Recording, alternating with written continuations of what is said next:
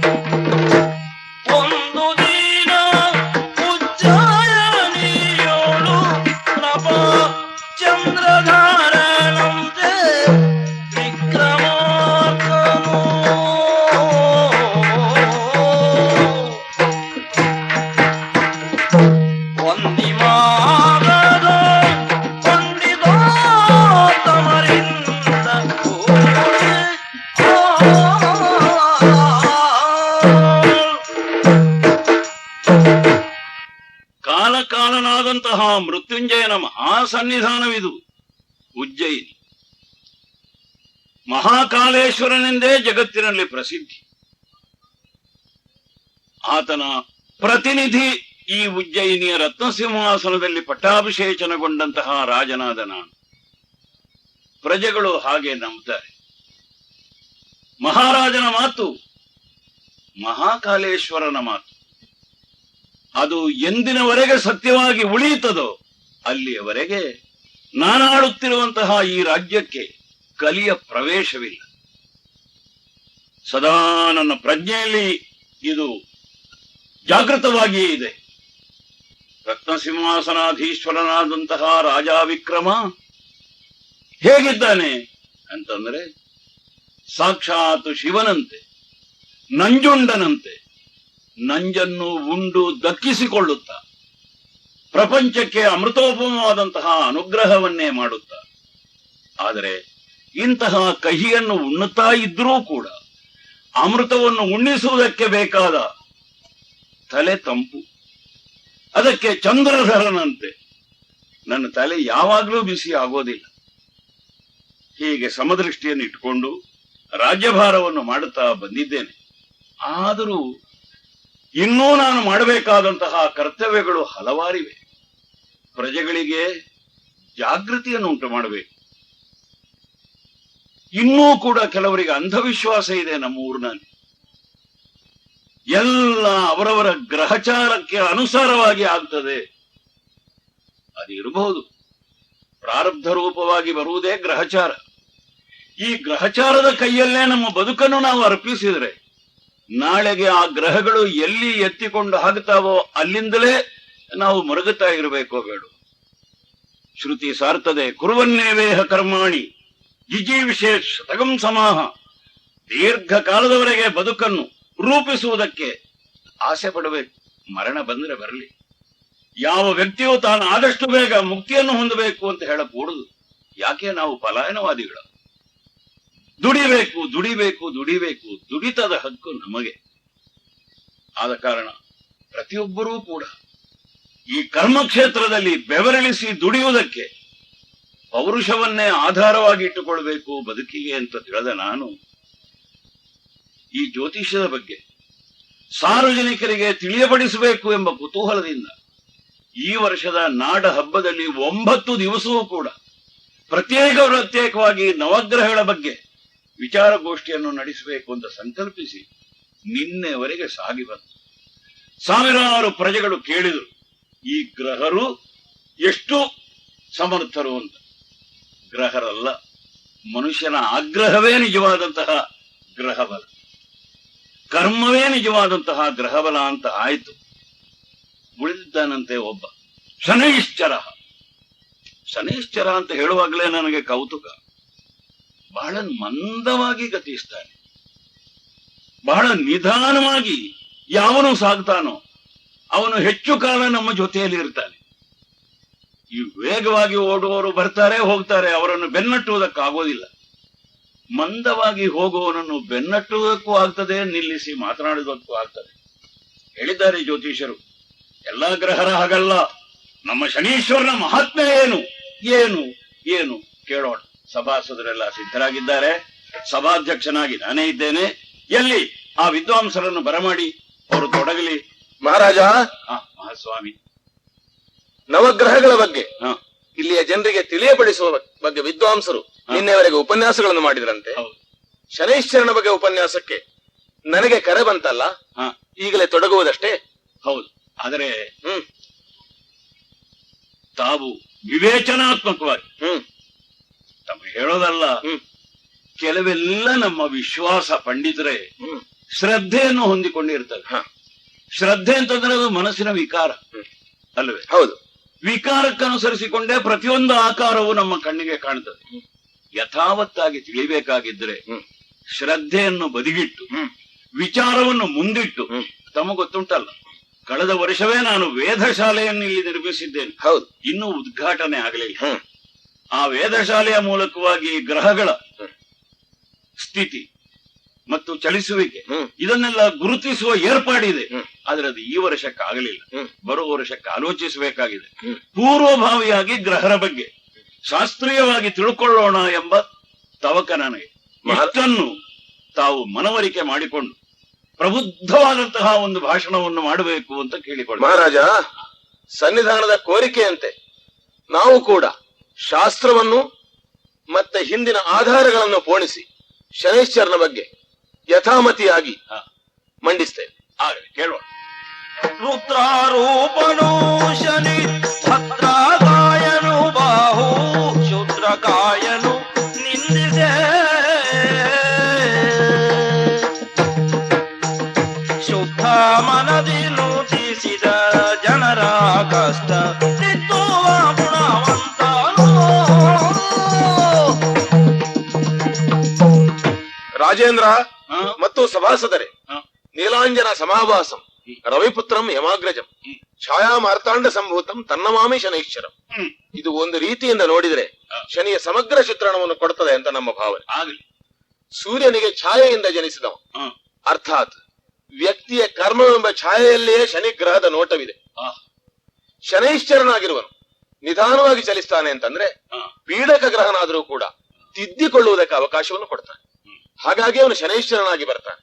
ಒಂದೇ ಬಾರಿ ಆಘಾತವನ್ನು ಮಾಡಿದ್ರೆ ವ್ಯಕ್ತಿಗೆ ಚೇತರಿಸಿಕೊಳ್ಳುವುದಕ್ಕೆ ತಿದ್ದಿಕೊಳ್ಳುವುದಕ್ಕಾಗುವುದಿಲ್ಲ.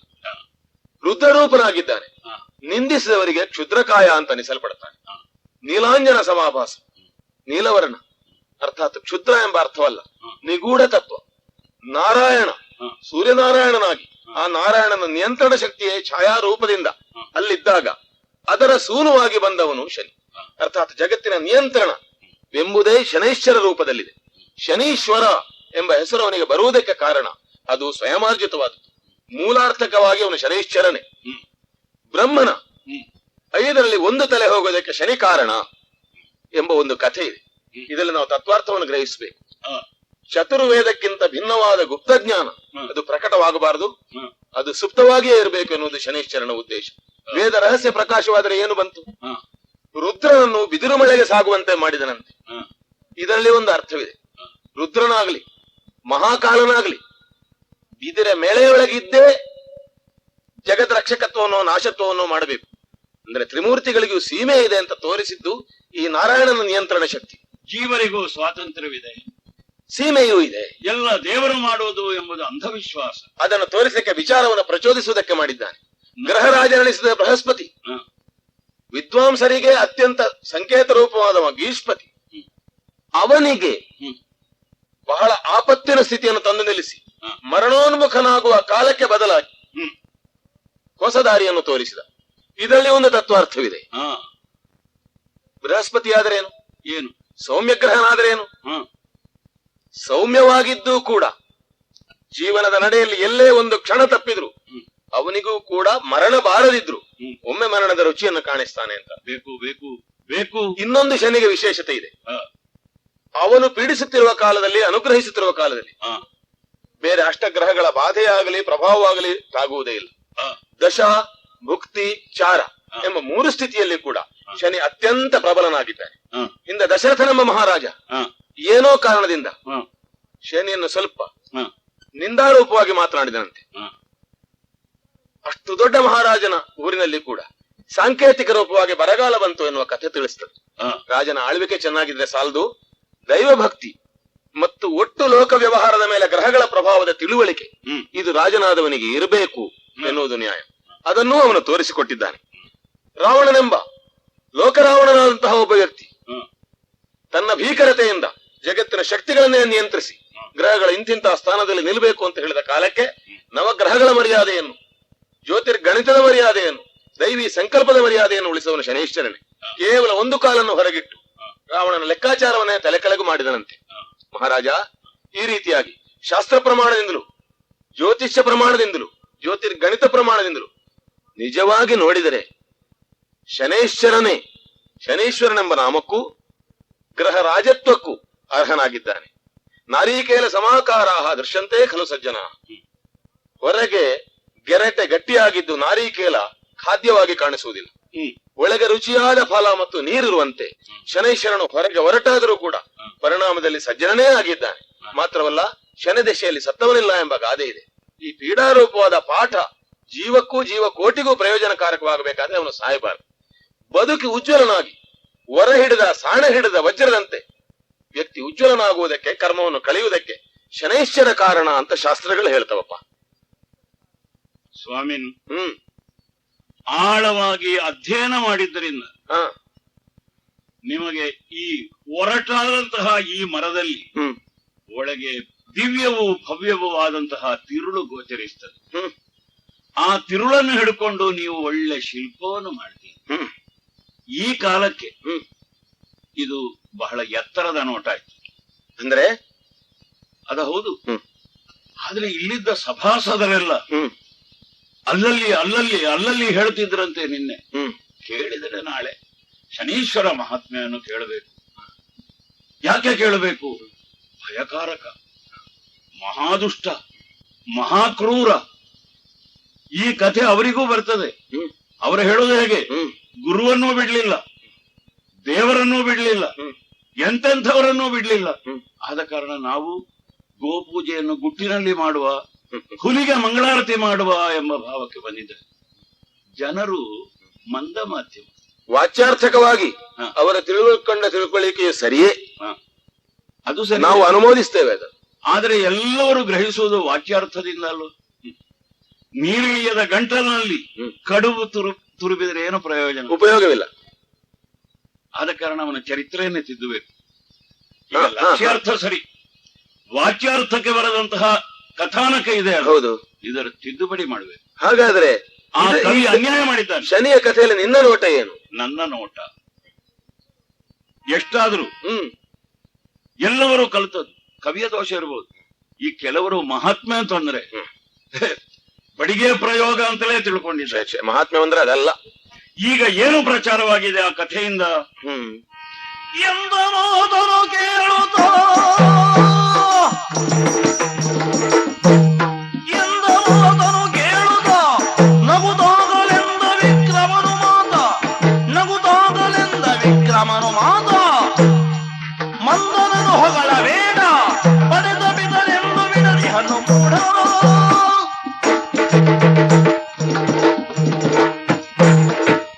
ಲಕ್ಷ್ಯಾರ್ಥದಲ್ಲಿ ಶನಿ ಈಗಿಂದ ಈಗ ನನ್ನ ಮನಸ್ಸನ್ನು ಎಳೆದಿದ್ದಾನೆ. ಮನಸ್ಸ ನನಗೆ ಅವನಲ್ಲಿ ಗೌರವ ಹುಟ್ಟಿಯದು. ಆದರೆ ಸ್ಥೂಲ ದೃಷ್ಟಿಗೆ ಅವನು ಸೌಮ್ಯನಾಗಿ ಕಾಣಬೇಕು. ನಾವು ತೋರಿಸಿದ್ದು ಈಗ ಪೀಡಾಕಾರಕನಾಗಿಯೇ ಇದೆ. ಸ್ವಾಮಿ, ಮಹಾರಾಜ ನಾನು, ಜನಪ್ರಿಯ ನಾನು, ಎಲ್ಲರೂ ರಾಜಾ ವಿಕ್ರಮ ಅಂತ. ಸ್ಥೂಲ ರೂಪದಿಂದ ಈ ಸಿಂಹಾಸನದಲ್ಲಿ ನಾನು ಅಭಿಷೇಚನಗೊಂಡು ಪ್ರತ್ಯಕ್ಷನಾಗಿದ್ದರು ನನ್ನ ಪ್ರಜೆಗಳ ಹೃದಯ ಸಿಂಹಾಸನದಲ್ಲಿ ನಾನು ಪ್ರತಿಷ್ಠಾಪಿಸಲ್ಪಟ್ಟಿದ್ದೆ. ಹೌದು, ಇದು ನನ್ನ ಬಲು ದೊಡ್ಡ ಜಯ. ಶನಿ ಎಷ್ಟು ದೊಡ್ಡ ಮಹಾತ್ಮ, ಪ್ರತಿಯೊಂದು ಹರಳನ್ನು ಸಾಣೆಗೆ ಹಿಡಿದು ಅದರ ಪ್ರಭೆಯನ್ನು ಹೊರಚೆಲ್ಲುವ. ಇದು ಗೊತ್ತಿಲ್ಲದೆ ಬರೇ ಅವನ ಹರಿತವಾದಂತಹ ಯಾವ ಸಾಣೆಕಲ್ಲುಂಟು, ಇದರಿಂದ ಮಹಾತ್ಮ ಅಂತ ಹೇಳಿಸಿಕೊಂಡರೆ ನಮಗೆ ಚೆನ್ನಾಗಿ ಉಪಯೋಗಕ್ಕೆ ಬೀಳುವಂತಹ ಒಂದು ವಸ್ತುವನ್ನು ನಾವು ಯಾವುದೋ ಒಂದು ಗುಡಿಯಲ್ಲಿಟ್ಟು ಬೀಗ ಮುದ್ರೆ ಮಾಡಿ ಅದು ಭಯೋತ್ಪಾದಕವಾದಂತಹ ವಸ್ತು ಅಂತ ಇಟ್ಟಾಗುವುದಿಲ್ವೇ? ಆದ್ರಿಂದ ನಾನು ಹೇಳ್ತೇನೆ, ನಿಮ್ಮ ಉಪನ್ಯಾಸದಿಂದ ನನಗಾದ ಅರ್ಥ ಬೇರೆ, ಆದರೆ ಆ ಕಾವ್ಯದಿಂದ ಜನಸಾಮಾನ್ಯರಿಗಾಗುವ ಅರ್ಥ ಬೇರೆ. ಯಾರನ್ನಾದರೂ ಮರೆಯಬಹುದು, ಯಾರನ್ನಾದರೂ ತೊರೆಯಬಹುದು. ಶನಿಯನ್ನು ಮರೆತರೆ ಅಧೋಗತಿ ಬರ್ತದೆ ಎಂಬ ಇದು ಶನಿಗೂ ಕೊರತೆ. ಶನಿಗೂ ಕೊರತೆ. ಸಿಂಹವನ್ನು ನಾವು ಪೂಜಿಸಬೇಕು. ಸಿಂಹವನ್ನು ಪೂಜಿಸುವಾಗ ಪ್ರಹ್ಲಾದ ವರದನಾದಂತಹ ಉಗ್ರ ನರಸಿಂಹ ಅಂತ ತಿಳಿದು ಪೂಜಿಸಬೇಕು. ಅದು ಕಂಡವರ ತಲೆ ಮೇಲೆ ಹಾರುತ್ತದೆ. ಆದ್ರಿಂದ ಅದಕ್ಕೆ ಏನಾದ್ರೂ ಹರಿಕೆ ಹೇಳುವ, ಸಿಂಹಭೂತವೋ ಹುಲಿಭೂತವೋ ಹಾಗಾಗಕೂಡದು. ಅದು ಅಪಾರ್ಥದಲ್ಲಿ ಉಪಯೋಗಿಸಬಾರದ ದಾರಿಯಲ್ಲಿ ಮುಂದೆ ಸಾಗಿದಾಗ ಆಗ್ತದೆ. ನಾವು ಆರ್ಯರು, ಸುಸಂಸ್ಕೃತರು ಆದ ಕಾರಣ ಅವನ ಸ್ಥೂಲವಾದ ಚರಿತ್ರೆ ಉಂಟಲ್ಲ, ಕೇಳಿದರೆ ಕಿವಿಗೆ ಪಾಪ. ಹಾಗಾದ್ರೆ ಬ್ರಹ್ಮನಿಗೆ, ರುದ್ರನಿಗೆ, ಬೃಹಸ್ಪತಿಗೆ ಒದಗಿದ ಸ್ಥಿತಿಗೆ ಏನ್ ಹೇಳ್ತಿ? ದ್ರೋಹಿ ಅಂತ ಹೇಳ್ತೇನೆ. ಹೇಗೆ? ಗುರುವಿಗೂ ತಿರುಮಂತ್ರ ಹೇಳೋದ, ದೇವರಿಗೂ ತಿರುಮಂತ್ರ ಹೇಳೋದ, ಊರ ಜನ ತಿಳ್ಕೊಳ್ಳೋದು ಹಾಗೆ. ಈಗ ಪರಶುರಾಮ ದೇವರು ತಾಯಿಯ ತಲೆಯನ್ನು ಕಡಿದಿದ್ದಾರೆ. ಯಾಕೆ ಅಂತ ನಿಮ್ಮಂತಹ ವಿದ್ವಾಂಸರಿಗೆ ಗೊತ್ತುಂಟು, ನನಗೂ ಅರ್ಥವಾಗ್ತದೆ. ಆದ್ರೆ ಊರವರು ಹೇಳೋದು ಹೇಗೆ? ಜಮದಗ್ನಿ ಗೋತ್ರದಲ್ಲಿ ಹುಟ್ಟಿದ ಪರಶುರಾಮ ದೇವರು ತಾಯಿಯ ತಲೆ ಕಡಿದಿದ್ದಾರೆ. ನಾವು ತಾಯಿಯ ತಲೆ ಕಡಿಯುವುದಿಲ್ಲ, ತಾಯಿಗೆ 2 ಪೆಟ್ಟು ಹೊಡೆದರೇನು? ಹಾಗಾಗ ಕೂಡದು. ಆದ್ದರಿಂದ ಬಹಿರಂಗವಾಗಿ ಸಾರಿ ಬಿಡ್ತೇನೆ ನಾನು. ದುಷ್ಟಾವ, ಮೂರ್ಖಾವ, ಅವನಿಗಿದ್ದಂತಹ ವಿಭೂತಿ ಮತ್ತಾದಂತಹ ಶಕ್ತಿಯನ್ನು ಅವ ಬಡಬಗ್ಗರ ಮೇಲೆ ಹೇರಿ ಅವರು ಕಣ್ಣೀರಿಡುತ್ತಿರುವಾಗ ಸಂತೋಷ ಪಡ್ತಾನೆ ಅಂತ ಸ್ಪಷ್ಟವಾಯಿತು. ಇವತ್ತಿನ ನಿಮ್ಮ ಭಾಷಣ ಇಲ್ಲಿಗೆ ನಿಲ್ಲಿಸಿ ಆಗ್ಲಿ. ಯಾಕೆ ಅಂತವರ ಬಗ್ಗೆ ಎಲ್ಲ ನಾವು ಬಹಳಷ್ಟು ಹೊಗಳಬಾರದು. ಬಿಟ್ಟು ಬಿಡಿ. ಶನಿಯ ವಿಕ್ರಮಾರ್ಕನ ನುಡಿದ ಹೇಳಿ ಅರ್ಥ ಸಂಭವಗಳ ಯಾವ ಸ್ಕರಿಸಲು ಕೇಳಿ ಗಿಡಿಗಿಡಿ ಹೋಗಿ ಕೆಂಗಿಡಿ ಸೂಸಿ ರಕ್ಷಣೆ ಧರೆಗಳಿದು.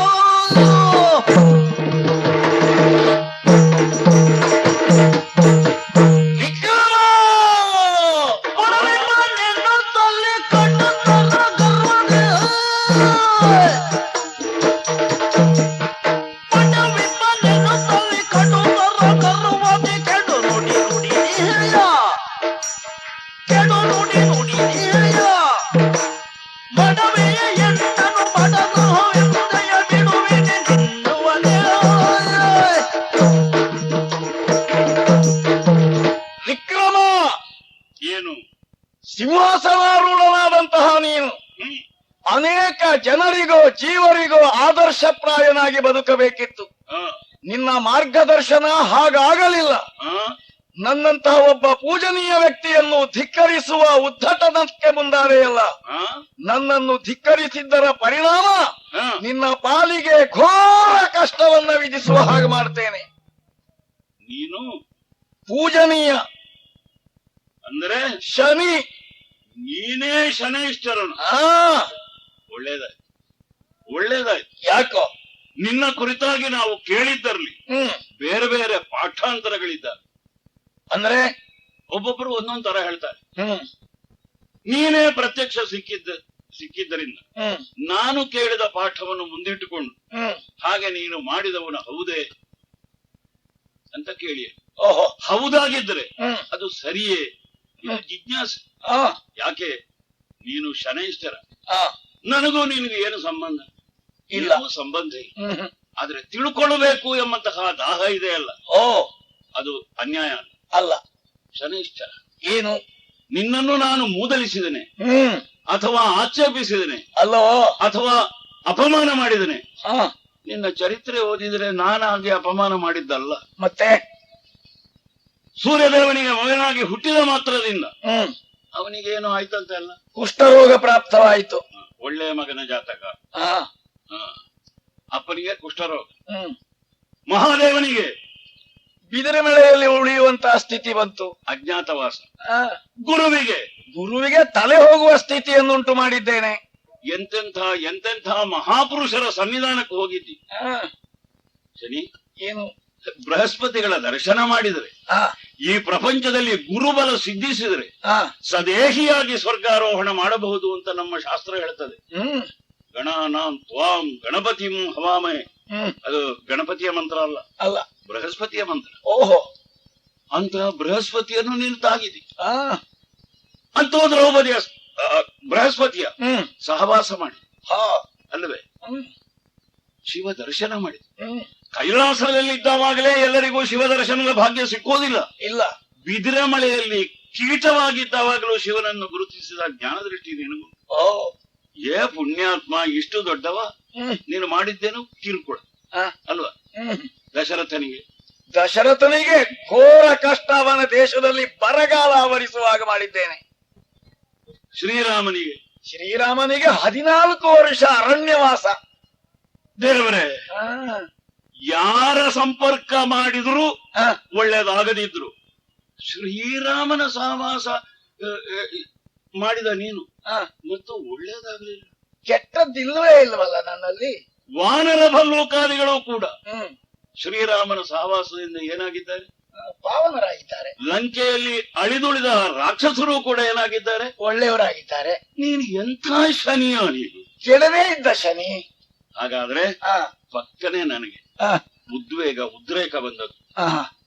ಇಷ್ಟು ದೊಡ್ಡ ಮನುಷ್ಯ ಇದ್ಯಾಕೆ ಸಣ್ಣತನ ಮಾಡ್ತಾನೆ ಅಂತ ತೋರಿತು. ಮಾಡಿದ್ದ ಹೌದಲ್ಲ? ಮಾಡಿದ್ದ ಹೌದಲ್ಲ?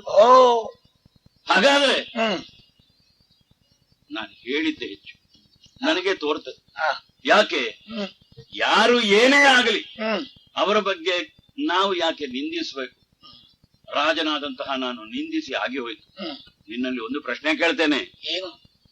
ನಾನಿಲ್ಲಿ ಉದ್ಗರಿಸಿದ್ದು ನಿನಗೆ ಗೊತ್ತಾದ್ದ ಹೇಗೆ? ಗಗನ ಮಾರ್ಗದಲ್ಲಿ ಹೋಗ್ತಾ ಇದ್ದೆ ನಾನು. ನಿನ್ನ ದೃಷ್ಟಿಯು ಇಲ್ಲಿಗೆ ಬಿದ್ದಿತ್ತಲ್ಲ. ಏ ಮಹಾತ್ಮ, ನಿನ್ನ ದೃಷ್ಟಿ ಬಿದ್ದರೆ ಸಬದ್ಧವಾಗಿ ಮಾತಾಡುವವನ ನಾಲಿಗೆಯಲ್ಲಿ ಅಬದ್ಧ ಬರ್ತದೆ ಅಂತಾಯ್ತು. ತಪ್ಪಾಯ್ತು. ನಿನ್ನ ಮಹಿಮೆ ಜರದೆ ನಿಂದು ಕ್ಷಮಿಸು ಎನ್ನ,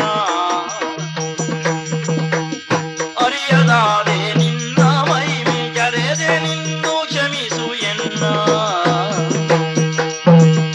ಒರೆಯ ದೇವ ಕರುಣೆ ದೋರೆತ್ತರ ಸಾನುದಿಸಲು. ನಮ್ಮಲ್ಲಿ ಒಂದು ಶಿಷ್ಟಾಚಾರ ಇದೆ. ಏನು? ಸಣ್ಣ ಮಗು ಅಲ್ಲಿ ಮಲಕೊಂಡದೆ,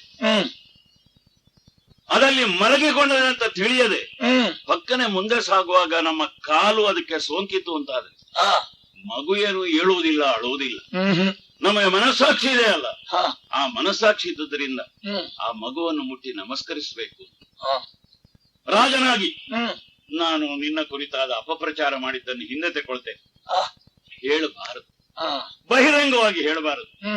ನಿನ್ನಂತವ ಸಿಕ್ಕಿದ್ರೆ ಅಂತರಂಗವಾಗಿ ಕೇಳಬೇಕು. ಯಾಕೆ ಹೀಗೆ ಮಾಡ್ತೀಯ?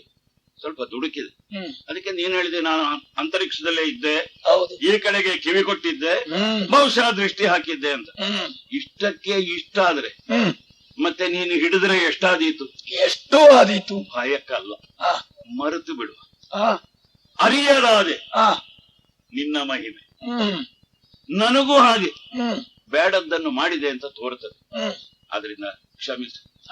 ನಿನಗೆ ತೃಪ್ತಿಯಾಗಲಿಕ್ಕೆ ತಪ್ಪು ಕಾಣಿಕೆ ಏನು ಬೇಕು ಅಂತ ಹೇಳಿದ್ರೆ ತಪ್ಪು ಕಾಣಿಕೆ ಹಾಕಿ ನನ್ನ ನಿನ್ನ ಸಂಬಂಧ ಇನ್ನು ಎಂದೆಂದಿಗೂ ಬೇಡ, ಓಹೋ, ನೀ ಬಂದ ಹಾಗೆ ಹೋಗು ಅಂತ ಬೀಳ್ಕೊಳ್ತೆ. ನಿನ್ನನ್ನ ಕ್ಷಮಿಸಬೇಕು. ಹೌದು.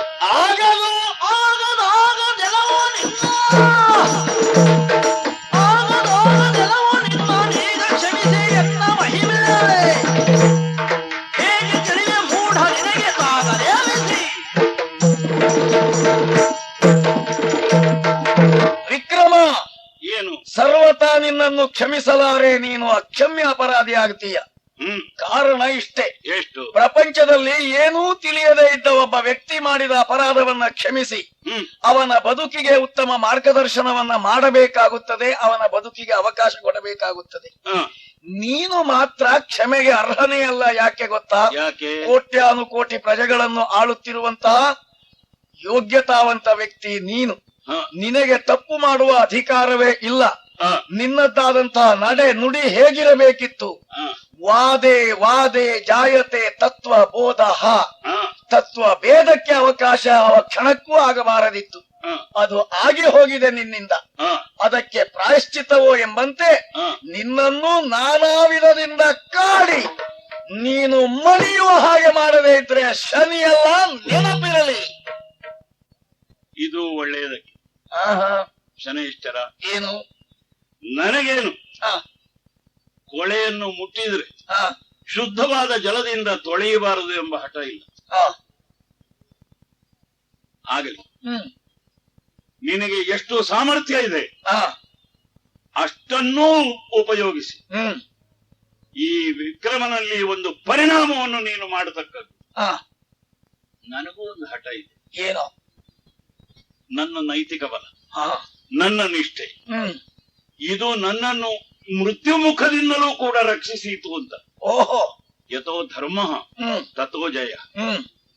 ಆದೀತು, ನನಗೂ ನಿನಗೂ ಮುಖಾಮುಖಿ ಆಯ್ತೋ ಇಲ್ಲೋ, ಸಾಕಷ್ಟು ನನ್ನ ಮನಸ್ಸಿನಲ್ಲಿ ಎಳ್ಳಿನ 7 ಭಾಗದಷ್ಟು ನಾನು ಕುಂದಿದೆ ಅಂತ ಆದ್ರೆ ಮಹಾಕಾಲೇಶ್ವರನ ದೇವಸ್ಥಾನಕ್ಕೆ ಹೋಗುವುದನ್ನು ಬಿಟ್ಟು ಶನೀಶ್ವರನನ್ನು ಈ ಉಜ್ಜಯಿನಿಯಲ್ಲಿ ಪ್ರತಿಷ್ಠೆ ಮಾಡಿ ನಿನ್ನ ಸೇವೆಗೆ ಏನು ಬೇಕು? ಊರಿನಲ್ಲಿ ಎಳ್ಳನ್ನೇ ಬೆಳೆಯುತ್ತೇನೆ, ಊರಿನಲ್ಲಿ ಕಬ್ಬಿಣವನ್ನೇ ಸಂಗ್ರಹಿಸ್ತೇನೆ ಶನಿಗೆ ಪ್ರೀತ್ಯರ್ಥವಾಗಿ. ಆದ್ರೆ ನನ್ನ ಉದ್ದೇಶ ಅದಲ್ಲ. ನಮ್ಮಲ್ಲಿ ಅನ್ನ ಬೆಳಿವೆ, ನಮ್ಮಲ್ಲಿ ಚಿನ್ನ ಬೆಳಿವೆ. ನೋಡೋಣ ಕಾಲದ ಪ್ರಭಾವ. ನಾನು ಸೋತೆ, ನಿನಗೆ ದೇವಾಲಯ ಕಟ್ಟಿಸ್ತೇನೆ. ಮಾನಸಿಕವಾಗಿ ಒಂದು ವೇಳೆ ನೀನು ನನ್ನ ನಿಷ್ಠೆಗೆ ಸೋತರೆ, ನಾನು ನಿನಗೆ ಸೋತೆ, ನಿನ್ನ ನಿಷ್ಠೆಗೆ ಸೋತೆ ಅಂತ ಆದ್ರೆ ನೀನು ಹೇಳಿದ ಹಾಗೆ ಕೇಳುತ್ತೇನೆ. ಶಾಬಾಸ್. ಹಾಗಾದ್ರೆ ಇದು ಮುಂದಿನ ಜನಾಂಗಕ್ಕೆ ಮಹಾ ಲಾಭವನ್ನು ಕೊಡುವಂತಹ ಕೆಲಸ. ಹೌದು. ದೇಶಕ್ಕೆ ಲಾಭವನ್ನು ತರುವ ಯಾವ ವಸ್ತುವಾದರೂ ಸರಿ, ಆ ವಸ್ತುವನ್ನು ಗುರುತಿಸಿ ಆ ಕ್ಷೇತ್ರದಲ್ಲಿ ರಾಜನು ದುಡಿಯಲಿಕ್ಕೆ ಸಿದ್ಧನಾಗಬೇಕು, ಬದ್ಧನಾಗಬೇಕು. ಶನಿ, ಈ ನಿಮಿಷದಿಂದ ನೀನುಂಟು, ನಾನುಂಟು, ನಾನುಂಟು, ನೀನುಂಟು. ನೋಡೋಣ.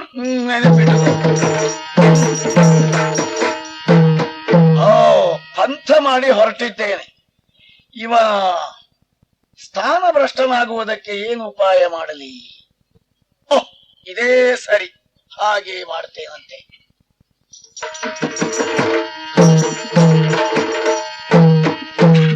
ಎಲ್ಲ ಕುದುರೆ ವ್ಯಾಪಾರಿ ಒಬ್ಬ ಬಂದ. ಅಂಥ ಕುದುರೆ, ಇಂಥ ಕುದುರೆ ಅಂತ ಹೇಳಿದ. ಒಪ್ಪಲಿಲ್ಲ ನನ್ನ ಮನಸ್ಸು. ಅದು ಆಕಾಶದಲ್ಲಿ ಹಾರ್ತದಂತೆ, ನೀರಿನೊಳಗೆ ಹೋಗ್ತದಂತೆ. ಛಲದಿಂದ ಹೇಳಿದೆ, ಪರೀಕ್ಷೆ ಮಾಡಿ ನೋಡಬೇಕು, ಪರೀಕ್ಷಾ ನಂತರದಲ್ಲಿ ಬೆಲೆ ಕಟ್ಟುವುದು ಅಂತ. ಇಂಥ ಹುಡುಗಾಟಿಗೆ ಮಾಡಿಬಿಟ್ಟೆ ನಾನು. ಹಾರುವ ಕುದುರೆ ಉಂಟು, ಪರೀಕ್ಷೆ ಯಾಕೆ ನನಗೆ? ಇದೆಲ್ಲ ಇದೆ. ಶನಿಯ ಪರೀಕ್ಷೆಗೆ ನಾನು ಹೊರಟ ನಂತರ ಎಲ್ಲಾ ಪರೀಕ್ಷೆಯೂ ಹೀಗೆ ಆಗ್ತದೆ, ಶನಿಯ ಪ್ರಭಾವ. ಈಗ ಗೊತ್ತಾಯ್ತು, ಕುದುರೆ ವ್ಯಾಪಾರಿಯಾಗಿ ಬಂದವನು ಅವನೇ ಇರಬೇಕು, ಅಲ್ಲದಿದ್ರೆ ಅವನ ಸಂತಾನದವರು ಇರಬೇಕು. ಕುದುರೆಯನ್ನು ಏರಿದೆ, ಏರಿದ್ದೊಂದು ನೆನಪಿದೆ. ಎಲ್ಲಿ ಸಂಚರಿಸಿತೋ ಈ ವನದ ಮಧ್ಯದಲ್ಲಿ ನನ್ನನ್ನು ಹೊತ್ತು ಹಾಕಿತು, ಎತ್ತರದ ಸಾಗಿತು. ಆಗಲಿ, ಪಂಥ ಹೂಡಿ ಆಗಿದೆ. ಇನ್ನು ಬೇರೆ ಉಪಾಯವನ್ನು ಹುಡುಕಕೂಡದು. ಅಜಾವಿಕ್ರಮ, ನಾನು ಇಲ್ಲಿದ್ದೇನೆ, ಅಂತ ಕರೆದು ಹೇಳಿದರೆ ಯಾರಾದರೂ ಗುರುತಿಸಿ ಊರಿಗೆ ಮುಟ್ಟಿಸಿ ಯಾಕೆ ಬೇಕು? ಅವನುಂಟು, ನಾನು ಎಲ್ಲಿದ್ದರೂ ರಾಜ ವಿಕ್ರಮನೇ. ನಾನು ಸಿಂಹಾಸನ ಇಲ್ಲದೆ ಇರಬಹುದು, ವೈಭವ ಇಲ್ಲದೆ ಇರಬಹುದು, ಆದ್ರೆ ನನಗೊಂದು ವಿಶ್ವಾಸ ಉಂಟು, ನನ್ನ ಐಶ್ವರ್ಯಕ್ಕೆ, ನನ್ನ ಸಿಂಹಾಸನಕ್ಕೆ ಮತ್ತೊಬ್ಬ ಉತ್ತರಾಧಿಕಾರಿ ಯಾರೋ ಬರಲಾರ. ಇಲ್ಲಿಯೇ ಇರ್ತೇನೆ ನೆಮ್ಮದಿಯಿಂದ. ನೋಡೋಣ.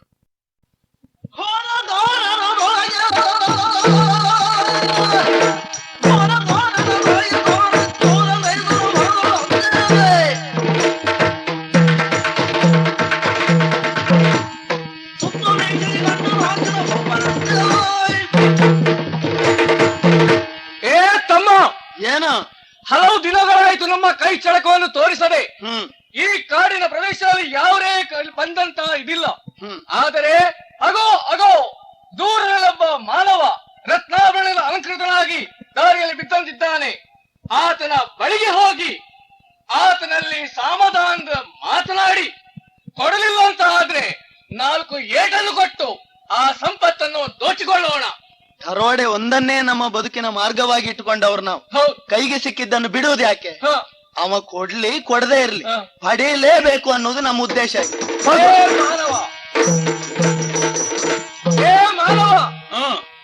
ನಿಲ್ಲ ಅಲ್ಲಿ ನಿಂತ್ಕೋ. ನೋಡ, ಅದೆಲ್ಲ ಮೆಲ್ಲ ತೆಗೆದುಕೊಂಡು ನೋಡ. ನಿನ್ನ ಕುತ್ತಿಗೆ ಹಾಕೊಂಡದ್ದು ಕೊಡು ಕೊಡು ಕೊಡು. ಕಿವಿಗಿರುವಂತ ಆಭರಣ, ಆ ಬಟ್ಟೆ ಬರೆ ಕೊಡಪ್ಪ. ಓಹೋ, ಕೊಡು. ಹೌದು ಅಪ್ಪ. ಅಲ್ಲ,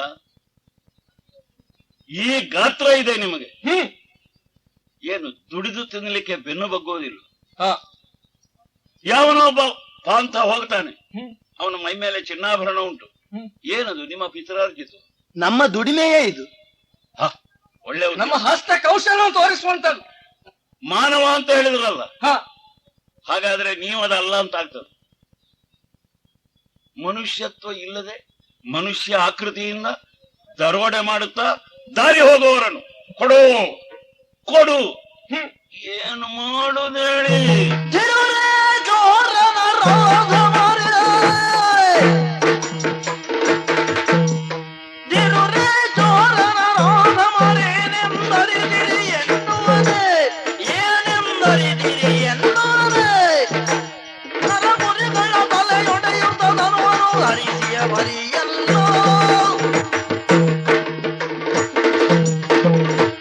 ನನಗೆ ಸ್ಥಾನಭ್ರಂಶ ಉಂಟಾಗಿದೆ. ನಮ್ಮಲ್ಲಿ ಒಂದು ಮಾತು ಉಂಟು, ಯಾವುದೇ ಸತ್ಕರ್ಮ ದೈವೀ ಕಾರ್ಯವನ್ನು ಸೂತಿಕ ಇದ್ದಾಗ ಮಾಡಕೂಡದು ಅಂತ. ಇದು ಒಂದು ತಡೆ ನನಗೆ. ಏನು ಅಂತ ತಿಳ್ಕೊಂಡಿದ್ದೀರೋ ಬಡತಾಯಿ ಮಕ್ಕಳು? ಬಡತನ ಅನ್ನೋದು ಅಪರಾಧವೂ ಅಲ್ಲ, ಅದು ಪಾಪದ ಫಲ. ನಾನು ಇರುವ ಸ್ಥಾನದಲ್ಲಿ ಇರಬೇಕಿತ್ತು ಒಂದು, ಆದರೂ ಇಲ್ಲಿಗೂ ಅದು ಬೇಕಿತ್ತು. ನಿಮ್ಮಂಥವರನ್ನು ಕಂಡ್ರೆ ಕೊಡ್ಲಿಕ್ಕೆ ಅದು ಅರಮನೆಯಲ್ಲೇ ಉಳಿಯಿತು. ಯಾಕೆ ಅಂತಂದ್ರೆ ನಾನು ಬುದ್ಧಿಪೂರ್ವಕವಾಗಿ ಇಲ್ಲಿಗೆ ಬಂದದ್ದಲ್ಲ. ಆ ನನ್ನ ಆಯುಧ ನನ್ನ ಕೈಯಲ್ಲಿ ಇರ್ತಿದ್ರೆ ನಿಮ್ಮ ಸಂತಾನದ ತಲೆ ಹೊಡೆದು ನಿಮ್ಮ ನೆತ್ತರಿನಿಂದ ಈ ಭೂಮಿ ದೇವಿಗೆ ಅಭಿಷೇಕ ಮಾಡ್ತಿದ್ದೆ. ನಿಮ್ಮ ಕೈಗೆ ಸಂಕಲೆ ಹಾಕ್ತಿದ್ದೆ. ಏನ್ ಮಾಡೋದು? ನಿನಗೆ ಏನು ಮಾಡುದು ಬೇಡ. ನಿನ್ನ ಮಾತು ಕೇಳಲಿಕ್ಕೆ ಬಂದದ್ದಲ್ಲ.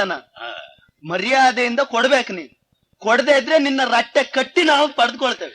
ನನ್ನಂಥವನಿಗೆ ಹಿಡಿದ ಶನಿ ಇಂತಹ ಪಾಪಿಗಳಿಗೆ ಶುಕ್ರದೇಶ ಆಗ್ತದೆ ಅಂತ ಹೇಳೋದು ಇದಕ್ಕೆ. ಬಹಳ ಮಾತಾಡ್ತಾನೆ ಇವ.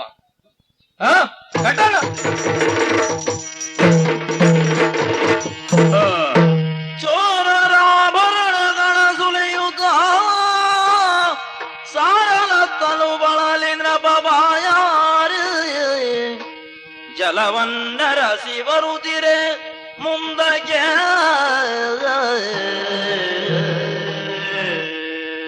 ಏನೇ ಆಗಲಿ ಇಲ್ಲಿಯೇ ಇದ್ದು ಬಿಡೋಣ ಅಂತ ಪೀಠಸ್ಥನಾದ ನನ್ನನ್ನು ಈ ದರೋಡೆ ಮಾಡುವವರು ಎಬ್ಬಿಸಿ ಆಯ್ತು. ಎದ್ದ ಮೇಲೆ ಮತ್ತೆ ಈ ಹಿಂದೆ ಇಲ್ಲೇ ಕುಳಿತುಕೊಳ್ಳೋದಕ್ಕೆ ಅರ್ಥವಿಲ್ಲ. ಮುಂದೆ ಸಾಗುತ್ತಾ ಬಂದೆ. ಬಹಳ ಬಾಯಾರಿ, ತಿಳಿನೀರಿನ ಕೊಳವಿತ್ತು. ಮುಖ ಪ್ರಕ್ಷಾಳನಾದಿಗಳನ್ನು ತೀರಿಸಿಕೊಂಡು ಬೇಕಾದಷ್ಟು ಆಸರಿಗೆ ನೀರನ್ನು ಕುಡಿದದ್ದಾಯ್ತು. ಮುಂದೆ ಹೌದು, ಕೇವಲ ಕ್ಷುದ್ರವಾದಂತಹ ಬಟ್ಟೆಗಳನ್ನು ಉಡಿಸಿ ಬಿಟ್ಟಿದ್ದಾರೆ. ಊರ್ವಶಿ ಶಾಪ ಉಪಕಾರಕ್ಕೆ. ರಾಜ ವಿಕ್ರಮನಾದಂತಹ ನಾನು ವೇಷಭೂಷಣಾದಿಗಳಿಂದ ಕೂಡಿಕೊಂಡಿದ್ದರೆ ಯಾವ ನಗರಕ್ಕೂ ಹೋಗೋದಕ್ಕೆ ಸಾಧ್ಯ ಇಲ್ಲ. ಬಹುಶಃ ನನ್ನ ಪರಿಚಯ ಇಲ್ಲದಿದ್ದವರು ಈ ಭರತಖಂಡದಲ್ಲಿ ಯಾರೂ ಇಲ್ಲ. ಎಲ್ಲ ಇವರು ಕಳಚಿ ತಕೊಂಡ್ರೋ ಇಲ್ಲೋ, ಬರೇ ಕರಿಬಟ್ಟೆ ಉಡಿಸಿ ಒಬ್ಬ ಅಸ್ಪೃಶ್ಯರಂತೆ ಇವರು ಮಾಡಿಬಿಟ್ಟಿದ್ದಾರೆ. ನಾನು ಕೂಡ ಅಷ್ಟೇ, ಮುಖಕ್ಕೆ ಸ್ವಲ್ಪ ಇಲ್ಲಿ ಸಿಕ್ಕುವ ಕೆಲವು ಬಣ್ಣಗಳನ್ನೆಲ್ಲ ಎಳ್ಕೊಂಡು ನನ್ನ ಹತ್ತಿರದ ಪರಿಚಯದವರಿಗೂ ಬಹುಬೇಗನೆ ಗುರುತು ಸಿಕ್ಕದ ಹಾಗೆ ಇದೊಂದು ಛದ್ಮವೇಷ. ರಾಜರಾದ ನಾವು ವಿದ್ಯಾರ್ಥಿ ದೆಸೆಯಲ್ಲಿ ಇದನ್ನೆಲ್ಲ ಕಲಿತುಕೊಂಡಿರ್ತೇವೆ. ಛದ್ಮವೇಷವನ್ನು ಧರಿಸೋದು, ಮಣ್ಣಿನ ಮಕ್ಕಳ ವೇಷವನ್ನು ಧರಿಸಿ ಮುಂದೆ ಬಂದೆ. ಇದೊಂದು ನಗರ ಬೀದಿ ಮಾತ್ರವಲ್ಲ, ಇದು ಹೌದು ಇಲ್ಲಿಯ ಜನರ ಆಡು ಭಾಷೆಯಲ್ಲಿ ಇದು ವ್ಯಾಪಾರದ ಕೇಂದ್ರ. ನಗರದ ರಾಜಧಾನಿ ಬೇರೆಯಲ್ಲಿಯೂ ಇರಬೇಕು. ಬೇರೆ ಬೇರೆ ವ್ಯಾಪಾರಗಳು, ಕಲಾತ್ಮಕವಾದಂತಹ ಕ್ರೀಡೆಗಳು ಬೇರೆ ಕಡೆಯಲ್ಲಿ ಆಗ್ತಾ ಇರಬಹುದು. ಎಷ್ಟು ಗಾಡಿಗಳು ಬಂದು ನಿಂತಿದ್ದಾವೆ, ಎಷ್ಟು ಸರಕುಗಳು ಮಾರ್ಗದಲ್ಲೇ ತುಂಬಿ ಬಿದ್ದಿದ್ದಾವೆ. ಒಂದು ದೊಡ್ಡ ಮನೆ ಕಾಣ್ತದೆ. ಮನೆಯ ಮುಂದೆ ಒಂದು ಅಶ್ವತ್ಥ ಕಟ್ಟೆಯೂ ಇದೆ. ಬೇರೆ ಮನೆ ಬಾಗಿಲಿನಲ್ಲಿ ಅಶ್ವತ್ಥ ಕಟ್ಟೆ ಇಲ್ಲ. ಯಾರೋ ಜ್ಯೋತಿಷ್ಯರು ಹೇಳಿದ್ದಾರೆ, ಶನಿ ಜೋರಾಗಿ ಬೀಡಿಸುವುದಿದ್ರೆ ಅಶ್ವತ್ಥ ಮರಕ್ಕೆ ಪ್ರದಕ್ಷಿಣೆ ಬಂದರೆ ಸಾಕು ಅಂತ. ನಾನು ಪ್ರದಕ್ಷಿಣೆಗೆಲ್ಲ ಜನ ಅಲ್ಲ, ನೋಡೋಣ, ಶನಿಗೆ ಭಯಪಟ್ಟು ಅಲ್ಲ. ನಾನು ಅಶ್ವತ್ಥ ವೃಕ್ಷದ ವಂದನೆ ಶನಿದೇವರಿಗೆ ಬೇಕಾಗಿ ಅಂತ ತಿಳಿದವನೇ ಅಲ್ಲ. ನಮ್ಮಲ್ಲಿ ವೈದಿಕ ಪ್ರಕ್ರಿಯೆ ಪ್ರಕಾರ ಅಶ್ವತ್ಥ ಪ್ರದಕ್ಷಿಣೆ ಬರೋದು ಯಾಕೆ ಅಂತಂದ್ರೆ, ಶ್ರೀಮನ್ನಾರಾಯಣನ ಸನ್ನಿಧಾನ ಇದೆ ಅದರಲ್ಲಿ. ಶ್ರೀಹರಿಯಾದಂತಹ ಕೃಷ್ಣನೇ ಅರ್ಜುನಿಗೆ ಹೇಳಿದ್ದಾನೆ, ಊರ್ಧ್ವ ಮೂಲ ಮಧಶಾಖ ಅಶ್ವತ್ಥ. ಮೇಲು ಬುಡವಾಗಿ ಕೆಳಗೆ ಶಾಖೋಪಶಾಖೆಯಾಗಿ ಬೆಳೆದು ಬಂದಂತಹ ಅಶ್ವತ್ಥ ವೃಕ್ಷವೇ ಈ ಪ್ರಪಂಚ. ಈ ಪ್ರಪಂಚದಲ್ಲಿ ಹುಟ್ಟಿದವನು. ಪ್ರಪಂಚದಿಂದ ಏನು ಸಿಗ್ತದೆ, ಅರ್ಥಾತ್ ಈ ಅಶ್ವತ್ಥ ವೃಕ್ಷದಿಂದ ಏನೆಲ್ಲ ಸಿಗ್ತದೆ, ಒಂದು ಮರದಿಂದ ಪತ್ರ, ಪುಷ್ಪಂ, ಫಲ. ಇದನ್ನು ನನಗೇ ಅರ್ಪಿಸಿಬಿಟ್ರೆ ಅವನಿಗೆ ಈ ಸಂಸಾರ ವೃಕ್ಷದ ಬೇರು ತನ್ನಷ್ಟಕ್ಕೆ ತಾನೇ ಕಳಚಿ ಹೋಗ್ತದೆ. ಮತ್ತೆ ಕೆಲವರು ಹೇಳ್ತಾರೆ ಪತ್ರ ಪುಷ್ಪಂ ದಾರಿಯಲ್ಲಿ ಸಿಕ್ಕಿದ್ದು ಅಲ್ಲ. ಈ ಅಧ್ಯಾಯ ಓದಬೇಕು ಪುರುಷೋತ್ತಮ ಯೋಗದ್ದು, ಅಲ್ಲಿ ಇದೆ ಈ ವೃಕ್ಷದ ವರ್ಣನೆ. ಇದಕ್ಕೆ ಸಂಬಂಧಿಸಿಯೇ ಪತ್ರ ಪುಷ್ಪಂ ಫಲಂ ತೋಯಂ, ಹೌದಲ್ಲ? ಆದ್ದರಿಂದ ವಿಶ್ವ ವಿರಾಟ್ ರೂಪಿಯಾದಂತಹ ಭಗವಂತನ ಸ್ವರೂಪವೇ ಇದು ಅಂತ ತಿಳ್ಕೊಂಡು ಅವನ ಸನ್ನಿಧಾನದಲ್ಲಿ, ಅವನ ನೆರಳಿನಲ್ಲಿ ನಾನು ಮಲಗಿದರೆ ನನ್ನ ಸಂಕಲ್ಪವೂ ಅಷ್ಟೇ. ಈ ಸಂಸಾರ ವೃಕ್ಷದ ಪತ್ರ ಪುಷ್ಪಂ ಫಲ ಇದನ್ನು ನೀರು ಬಿಟ್ಟು ಸಮರ್ಪಣೆ ಮಾಡಿಬಿಡು. ಬ್ರಹ್ಮಾರ್ಪಣ ಆದೀತು. ನಾರಾಯಣ, ಅಶ್ವತ್ಥ ನಾರಾಯಣ, ಯೋಗೇಶ್ವರ ನಾರಾಯಣ ಪವಡಿಸ್ತೇನೆ. ನಂದಿ ಶೆಟ್ಟಿಯೈ ತಂದು ಉಪಚರಿಸಿ ನುಡಿಸಿದನು, ಯಾರಯ್ಯ ನೀನು ಯಾರಯ್ಯ, ಯಾರಯ್ಯ ನೀನು ಯಾರಯ್ಯ, ಯಾರಯ್ಯ ನೀನ ಸಾಮಾನ್ಯ ಪುರುಷನು, ಯಾರಯ್ಯ ನೀನ ಸಾಮಾನ್ಯ ಪುರುಷನು, ಸಾರಿದೆಯಲ್ಲಿಂದ ಹೇಗೆ ಬಂದವನು ಯಾರು, ಯಾರಯ್ಯ ನೀನು ಯಾರಯ್ಯ, ಯಾರಯ್ಯ. ಇದ್ಯಾವ ಕುಂಭಕರ್ಣನ ಸಂತಾನ ದೇವರೇ, ಇವನಲ್ಲಿ ಮಾತಾಡಬೇಕು ಅಂತ ಅಂಗಡಿ ಬಾಗಿಲು ಬೇಗ ಹಾಕಿ ನಾನು ಅಶ್ವತ್ಥ ಕಟ್ಟೆಗೆ ಬಂದದ್ದು. ಮಲಗಿ ಗೊರಕೆ ಹೊಡಿತಾನೆ, ಮೈ ಮುಟ್ಟಿ ಅಲ್ಲಾಡಿಸಿ ಎಬ್ಬಿಸಿ, ಓ ಅಯ್ಯೋ, ಓ ರಾಯರೇ ನಮಸ್ಕಾರ. ಶನಿಯೇ, ಅದು ನಾನಲ್ವ. ಓ ನಮಸ್ಕಾರ. ನಮಸ್ಕಾರ. ಅಯ್ಯ, ಓ ನಿನ್ನನ್ನು ನೋಡಿದ್ನ ನಾನು. ನೀವ್ ಹೇಳ್ಬೇಕು. ನಮ್ಮ ಕಟ್ಟೆ ಮೇಲೆ ಬಂದು ಕೂತಿದ್ದಾನಲ್ಲ ಪಯ್ಯಮ್ಮ ಯಾರು ದೇವರೇ? ಓ, ಇದು ಕಟ್ಟೆ ನಿಮ್ಮದ? ಹೌದು, ನಮ್ಮ ಅಪ್ಪ ಗಿಡ ನೆಟ್ಟು ಸಾಯುವಾಗ ಹೇಳಿದ್ದು ಕಟ್ಟೆ ಕಡಿಸಿದ್ಕೊಂಡು ಪುನಃ ಮಾಡಿಬಿಡು ಮಗನೇ, ದೇವರ ಒಳ್ಳೇದು ಮಾಡ್ತಾನೆ. ಈಗ ನನ್ನನ್ನು ಎಬ್ಬಿಸಿದ್ಯಾಕೆ ನೀವು? ಇಲ್ಲಿ ಮಲಗಿದ್ದಾನಲ್ಲ ಇವ ಯಾರು ನೋಡೋಣ. ನೀವು ಮಲಗೋ ಜಾಗ ಆದ್ರೆ ನಾ ಕೆಳಗೆ ಮಲಗ್ತೇನೆ. ಹೊಡಿತೋನು ಶಾಂತ ಪಾಪಂ. ನನಗೇನು ಗ್ರಹಚಾರ ಕಟ್ಟೆ ಮೇಲೆ ಮಲಗಲಿಕ್ಕೆ? ಮನೆ ಮಾಳಿಗೆ ಇದೆ, ಕೋಣೆಯೊಳಗೆ ಕರಿಮರದ ಮಂಚ ಇದೆ, ಮೊಳದಪ್ಪದ ಗಾದಿ ಇದೆ, ತಲೆಗೂ ಕಾಲಿಗೂ ದಿಂಬಿದೆ, ಹೊದಿಲಿಕ್ಕೆ ಕರಿ ಕಂಬಳಿ ಇದೆ. ಮಲಗಲಿಕ್ಕೆ ಪುಸ್ತಕ ಇಲ್ಲ. ಮನೆಯವರು ಅಷ್ಟು ಜೋರು ಕಾಣ್ತದೆ. ಅಲ್ಲ, ನನ್ನ ವ್ಯವಹಾರ ಅಷ್ಟು ಜೋರು. ವ್ಯವಹಾರ ಹಾಗಾದ್ರೆ ಮನೆಯ ವ್ಯವಹಾರ ಅಲ್ಲ, ಹೊರಗಿನ ವ್ಯವಹಾರ ಹೆಚ್ಚಾಯ್ತು. ಹೌದು. ಯಾರು ಮಹನೀಯರೇ ತಾವು? ನನ್ನ ಪರಿಚಯ ಆಗಲಿಲ್ಲ ನಿನಗೆ? ನನಗೆ ಯಾರು? ದೇವರೇ ಈ ತಾಮ್ರಲಿಂದ ತೋಳ್ ಎಸೆವಾಮಣಿ ಕಾನೋ ಈ ತಾಮ್ರಲಿಂದ ತೋಳ್ ಎಸೆವಾಮಣಿ ಕಾನೋ ಜಾತಿ ವೈಶ್ಯನು ನಂದಿ ಶೆಟ್ಟಿ ಎಂಬುವನು ಜಾತಿ ವೈಶ್ಯನು ನಂದಿ ಶೆಟ್ಟಿ ಎಂಬುವನು ಜೀಜಿಯ ಬಿಟ್ಟು ಎನ್ನೊಳರು ಹೋರಿ ನಿಜವಾ ಜೀಜಿಯ ಬಿಟ್ಟು ಬರು ಹೋರಿ ನಿಜವಾ ನಾತಳುವಾದೆ ರಕ್ಷಿಸುವೆ ನಾನಿನ್ನ ರಾಮಕೃಷ್ಣ ದೇವರೇ ಗೋವಿಂದ ನನ್ನ ಗುರ್ತ ಸಿಕ್ಲಿಲ್ಲ ನಿನಗೆ? ಹೇಗೆ ಸಿಕ್ಕೋದು? ಈ ಊರಿನ ಪರಿಚಯ ಆದ್ರೂ ಉಂಟಾ? ತಾಮಲಿಂಗಾಪುರ ಇದು ತಾಮಲಿಂದ ನಿನ್ನ ಸೋದರ ಮಾವನ ಮನೆ ಉಂಟಾ? ಕೇಳಿದ್ದಷ್ಟು. ನಮ್ಮ ಊರಿನ ಹೆಸರು ಚಂದ್ರಲೋಕಕ್ಕೆ ಹೋಗಿ ಕೇಳಿ ಹೇಳ್ತಾರೆ. ಹ. ಈ ಬೀದಿ ಯಾವ್ದು ಗೊತ್ತಾಯ್ತು? ಗೊತ್ತಿಲ್ಲ. ಇದೆಲ್ಲ ಅಂಗಡಿ ಬೀದಿ. ಅದು ಗೊತ್ತಾಗ್ತದೆ. ಇಲ್ಲಿ ವಾಸವಾಗಿರುವುದಲ್ಲ ನಮ್ಮ ಜಾತಿಯವರೇ. ನಿಮ್ಮ ಜಾತಿಯವರು ಅಂತಂದ್ರೆ ಹಗಲ ಮಲಗಿ ರಾತ್ರಿ ತಿರುಗಾಡುವರು ಎಂತ ಹೇಳ್ತಾರೆ. ನಾವೆಲ್ಲ ಬಣಜಿಗರು, ಕೋಮಟಿಗಳು, ವೈಶ್ಯರು, ಯಾನೆ ವ್ಯಾಪಾರಿಗಳು. ಓ ತಾವು? ನನ್ನ ಹೆಸರು ಹ. ನಂದಿಗಿರಿ ಶೆಟ್ರು, ಸಾಹುಕಾರರು. ನೀವು ಸಾಹುಕಾರರ? ಹೌದು. ಏನು ಈಗೀಗ ವ್ಯಾಪಾರದಲ್ಲಿ ನಷ್ಟ ಆದದ್ರಿಂದ ರಾತ್ರಿ ನಿದ್ರೆ ಬಾರದೆ ನೀವು ಹೀಗೆ ತಿರುಗಿದ್ದ? ಸುಮ್ಮನಿರು. ಹ? ನನಗೆ ನಷ್ಟ ಆಗಬೇಕಾದ್ರೆ ಬಂಡವಾಳ ಇದು ಪ್ರಾರಂಭ ಮಾಡಿದ್ರೆ ನಷ್ಟ ಆಗುವುದು. ನನಗೆ ವ್ಯಾಪಾರ ಹೆಚ್ಚಾಗಿ ಏನು ಕಾರಣ ಅಂತ ಗೊತ್ತಾಗದೆ ತಲೆ ಬಿಸಿ ಹಾಕಿ ಇಲ್ಲಿಗೆ ಬಂದದ್ದು ನಾನು. ಓ, ಈಗ ಖರ್ಚು ಮಾಡೋದಕ್ಕೆ ನಿಮಗೆ ದಾರಿ ಇಲ್ಲ. ಹೌದಯ್ಯ. ಹಾಗಾಗಿ ಯಾರನ್ನು ಹುಡುಕಿ ಹೊರಟಿದ್ದೀರಿ? ನಿನ್ನನ್ನು ನೋಡಿ ಕೇಳಿ ಪರಿಚಯ ಮಾಡಿಕೊಳ್ಳೋಣ ಅಂತ ಬಂದದ್ದು. ಹ, ನಿನ್ನ ನೋಡಿದನು. ನೋಡಿ. ಎಷ್ಟು ಚಂದ ಇದ್ದಿ ಮಾರಾಯ ನೀನು. ಎಲ್ಲ ನನ್ನ ಅಪ್ಪ ಅಮ್ಮನನ್ನು ನೀವು ನೋಡ್ಬೇಕಿತ್ತು ಶೆಟ್ರೆ. ಮತ್ತೆ ನಾನು ಯಾಕೆ ಹೀಗಾದೆ? ಗೊತ್ತಾಗ್ತದೆ. ಅದೇ ನಮ್ಮ ಅಪ್ಪ ಅಮ್ಮ ಚಂದ ಇದ್ರು.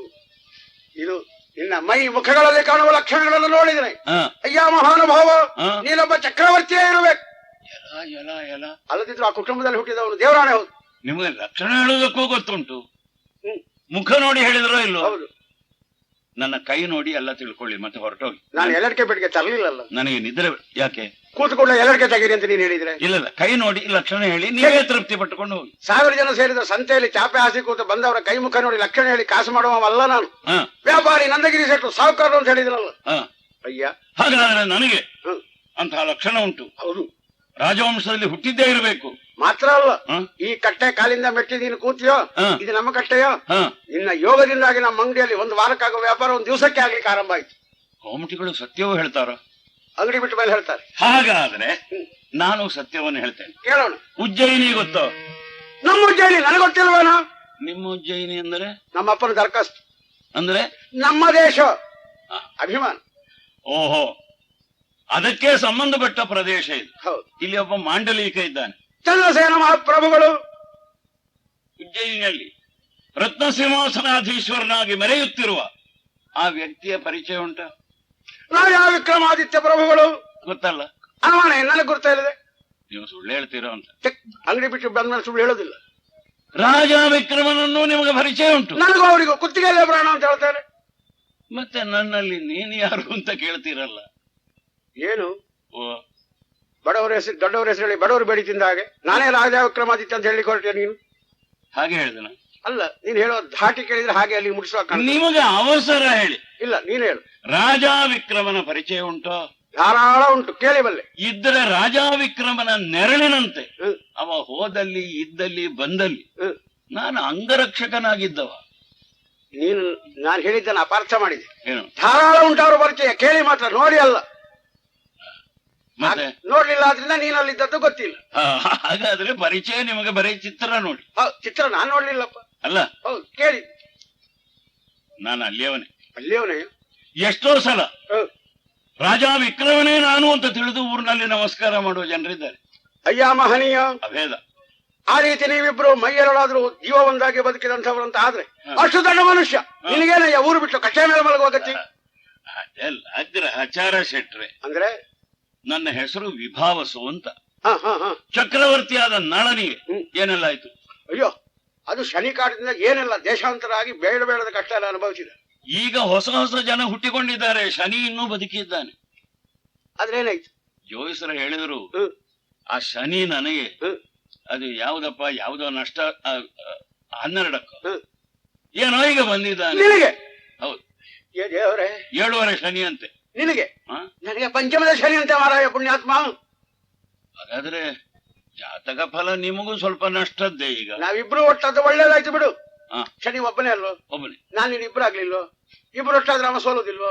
ನಿಮ್ಮದೆಲ್ಲ ವ್ಯಾಪಾರಿ ಬುದ್ಧಿಯೇ. ಅಲ್ಲ ನಾನು ಏನು ಪಾಲು ಬಂಡವಾಳ ಹಾಕಿ ನಾವೀಗ ವ್ಯಾಪಾರ ಮಾಡೋದು. ಹಾಗಲ್ಲ, ಮತ್ತೆ ನಿನ್ನನ್ನು ನೋಡಿದನು, ನೋಡಿ. ನಿನ್ನ ರೂಪಕ್ಕೆ ಮೋಹಿತನಾದನು, ಹ. ಲಕ್ಷಣ ಕಂಡು ನಾನು ಮೆಚ್ಚಿದನು. ಹ. ಬಾರಯ್ಯ ಮಹನೀಯ, ನಮ್ಮ ಮನೆಗೆ ಹೋಗುವ. ಎಲ್ಲಿಗೆ? ನಮ್ಮನೆಗೆ. ನೀವು ಕೋಮಟಿ, ಹೌದು ನೀವು ವೈಶ್ಯರು. ಹೌದು. ನಿಮಗೆ ಪಂಚಮದ ಶನಿ ನನ್ನ 12 ಶನಿಗಿಂತಲೂ ಕಠಿಣವಾಗಿದ್ದಾನೆ. ಹ್ಮ್. ನಾನು ಬಂದ್ರೆ ಸುಲಭವೋ ಶೆಟ್ರೆ? ಹ್ಮ್. ಊಟ ಉಪಚಾರ ಏನೇ ಆಗಲಿ ಮಹಾರಾಜನ ಒಟ್ಟಿಗೆ ಹುಟ್ಟಿ ಬೆಳೆದವಲ್ವ. ಹ್ಮ್. ನಾನು ಊಟ ಮಾಡದಿದ್ರೆ ಉಪವಾಸ ಮಾಡ್ತೇನೆ. ಹ್ಮ್. ಊಟಕ್ಕೆ ಕೂತ್ರೆ ನಮಗೊಂದು ಸಂಪ್ರದಾಯ ಉಂಟು. ಹ್ಮ್. ಒಂದೆಲ್ಲ ಸಾಕಾಗುವುದಿಲ್ಲ, ಮತ್ತೆ 4 ಎಲೆ. ಅಷ್ಟು ತಿಂದವನಾಗೆ ಕಾಣುವುದಿಲ್ಲ ನಿನ್ನನ್ನು ನೋಡಿದ್ರೆ.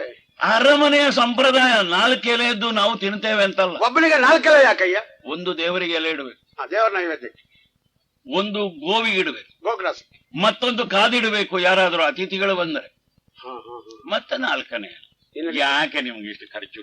ಹೆದರಬೇಡ, ನಾನು ಸಂಪಾದನೆ ಮಾಡಿದ್ದು ಖರ್ಚು ಮಾಡ್ಲಿಕ್ಕೆ ಮತ್ತೆ ಮುಂದಿನ 3 ತಲೆಯವರಿಗೂ ಕೊಡ್ಲಿಕ್ಕಿಲ್ಲ. ನೀನ್ ಹೇಳಿದ ಎಲೆ ಸಂಪ್ರದಾಯ ಉಂಟಲ್ಲ, ಹ. ನಮ್ಮಲ್ಲೂ ಉಂಟು. ಹ. ದೇವರಿಗೆ ಅಂತ ಒಂದು ಎಲೆ ಮಾಡ್ತೇವೆ. ಹ. ದೇವರ ಪೂಜೆ ಮುಗಿದ ಕೂಡ ತಿರುಗಿಸಿ ನಾವೇ ಕುತ್ಕೊಳ್ಳೋದು ಅದ್ರಲ್ಲಿ. ಆ, ಗೋಗ್ರಾಸಕ್ಕೆ ಅಂತ ಇಡ್ತೇವೆ, ಹ. ದನಕ್ಕೆ ಹಾಕ್ತೇವೆ. ಹೌದು. ಮತ್ತೊಬ್ರು ಬಂದ್ರೆ ಅಂತ ಕಾದಿಡುದಿಲ್ಲ. ಯಾಕಂದ್ರೆ ನಾವು ಮನೆ ಬಾಗಿಲು ಹಾಕೇ ಊಟಕ್ಕೆ ಒಳಗೋಗುದು. ಅಲ್ಲ, ಅರಮನೆಯ ಪದ್ಧತಿಯನ್ನೇ ನೀವು ವ್ಯಾಪಾರಿಗಳು ಹಿಡ್ಕೊಂಡ್ರೆ ನಮ್ಮಿಂದ ಕೂಡ್ಲಿಕ್ಕಿಲ್ಲ. ನಿಮಗೆ ಆ ಕಡೆ ಸಿಂಹಾಸನವೂ ಸಿಕ್ಕೋದಿಲ್ಲ, ಈ ಕಡೆ ಊರು ಇಲ್ಲ. ಬಹಳ ರಸಿಕರಿದ್ದೀರಿ ನೀವು. ನಿನಗೆ ಆದೀತು ಅಂತ ಆದ್ರೆ ಪ್ರಾಯ ಬಹಳ ಆಗಿದೆ ನಿಮ್ಗೆ. ಇಷ್ಟ ಆದ್ಮೇಲೆ ಮತ್ತೆ ಬಾಯಿ ಅಲ್ಲದೆ ಮತ್ತೆ ಏನು ಉಂಟು ಹೇಳು? ನಿಮಗೆ ಮನೆಯಲ್ಲಿ ಇಲ್ಲ, ಆಕೆ ಬೀದಿಯಲ್ಲಿ ಉಂಟು ನಮ್ಮ ಮನೆ. ಅಲ್ಲಲ್ಲ, ಕೈಂಕರ್ಯಕ್ಕೆಲ್ಲ ಜನ ಉಂಟಲ್ಲ. ಸುಮ್ಮನೆ ಇರ್ತೀಯ? ಹ? ನಿನಗೆ ಕೆಲಸಕ್ಕೆ ಕರ್ತದ ನಾನು? ಹ? ಕೆಲಸಕ್ಕೆ ಕರೆಯೋರಿಗೆ ಊಟ ಹಾಕೋದಿಲ್ಲ, ಹ, ಊಟ ಹಾಕಿದವರಿಗೆ ಕೆಲಸ ಹೇಳೋದಿಲ್ಲ. ಹ, ಅದು ನಮ್ಮ ಅಭ್ಯಾಸ. ಆಯ್ತು. ನೀನು ನಮ್ಮ ಮನೆಗೆ ಬಂದ್ರೆ ಹ. ಮನೆ ಅಳಿಯನ ಹಾಗೆ ಹ. ಕೂತ್ರೆ ಮುಗೀತು. ಎಂತದ್ದು? ಮನೆ ಅಳಿಯನ ಹಾಗೆ. ಹ, ವೈಶ್ಯರ ಅಳಿಯನ ಹಾಗೆ. ಹೌದು. ಮತ್ತೆ ಅವನಿಗೆ ಏನು ಉದ್ಯೋಗ ಇಲ್ಲ, ಏನು ಮಾಡಬೇಕಾಗಿಲ್ಲ, ಊಟ ತಿಂಡಿ ಸ್ನಾನ ನಿದ್ರೆ ಇಷ್ಟೇ. ನಿಮಗೆ ಹಾಗೇ ಆಗಬೇಕು ಅಂತ ತೋರಿದರೆ, ಹ್ಮ್. ನನ್ನ ಶನಿ ನಿಮಗೂ ಹಿಂದಿನಿಂದ ಪ್ರಚೋದನೆ ಕೊಟ್ರೆ, ಅವ ನಿನ್ನ ಶನಿಯೋ ಅಲ್ಲಲ್ಲ ನಾನು ನನ್ನ ಶನಿಯೋ ಅಂತ ಹೆದರಿದ್ದೆ. ನನಗೆ ತಾಗಿದ್ದಾನೆ ಅಂತ. ಹೌದಪ್ಪ, ನನಗೆ ಗೊತ್ತಾಗಿದ್ದಾನೆ. ನೋಡೋಣ ಆದ್ರೆ ಒಂದು ಮಾತು, ನೋಡೋಣ. ನನಗಾದದ್ದು ನಿನಗಾದೀತು ಅಂತ ನಾನು ಹೇಳಲಿಕ್ಕಿಲ್ಲ. ಚಾಚ, ನನಗೆ ಉಪ್ಪು ಸಿಹಿ ಮುಟ್ಟಬಾರದು ಅಂತ ಪಂಡಿತರು ಹೇಳಿದ್ದಾರೆ. ಖಾರ ತಿನ್ನಬಾರದಂತೆ ಕಾಯಿಲೆ ಉಂಟು. ಒಳ್ಳೇದು. ನಿನಗಾಗಲ್ಲ. ಪಂಚಭಕ್ಷ ಚಟ್ರಸೋಪೇತವಾದ ಊಟ. ಹ. ನೀನು ಕೇಳಿದಾಗ ನಿತ್ರ ನೀರು ಕೂತ್ರ ಮನೆ ಬಾ ಹೋಗೋಣ. ಬರ್ತೇನೆ. ಆದ್ರೆ ಒಂದು, ಹ. ನಾನು ಸ್ವೇಚ್ಛೆಯಿಂದ ಇರುವ, ಆಯ್ತು. ನನಗೆ ನಿಮ್ಮನೆ ಸಾಕು ಅಂತ ತೋರಿದ್ರೆ ಹ್ಮ್. ನಾ ಹೊರಟು ನಿತ್ರೆ ಹೋಗಬಾರದು ಅಂತ ಹೇಳಕೊಡು. ನಮ್ಮನೆ ಬಾಗಿಲು ಯಾವಾಗಲೂ ತೆರೆದಿರ್ತದೆ, ಹೋಗುವವರಿಗೂ ಬರುವವರಿಗೂ ಏನ್ ತೊಂದರೆ ಇಲ್ಲ. ಸರಿಯಲ್ಲ? ಹೌದು. ಹೋಗೋಣ. ಹೋಗೋಣ. ಚಂದಿರೋ ನಾನೇ ಮಗಳೇ ಬಾ,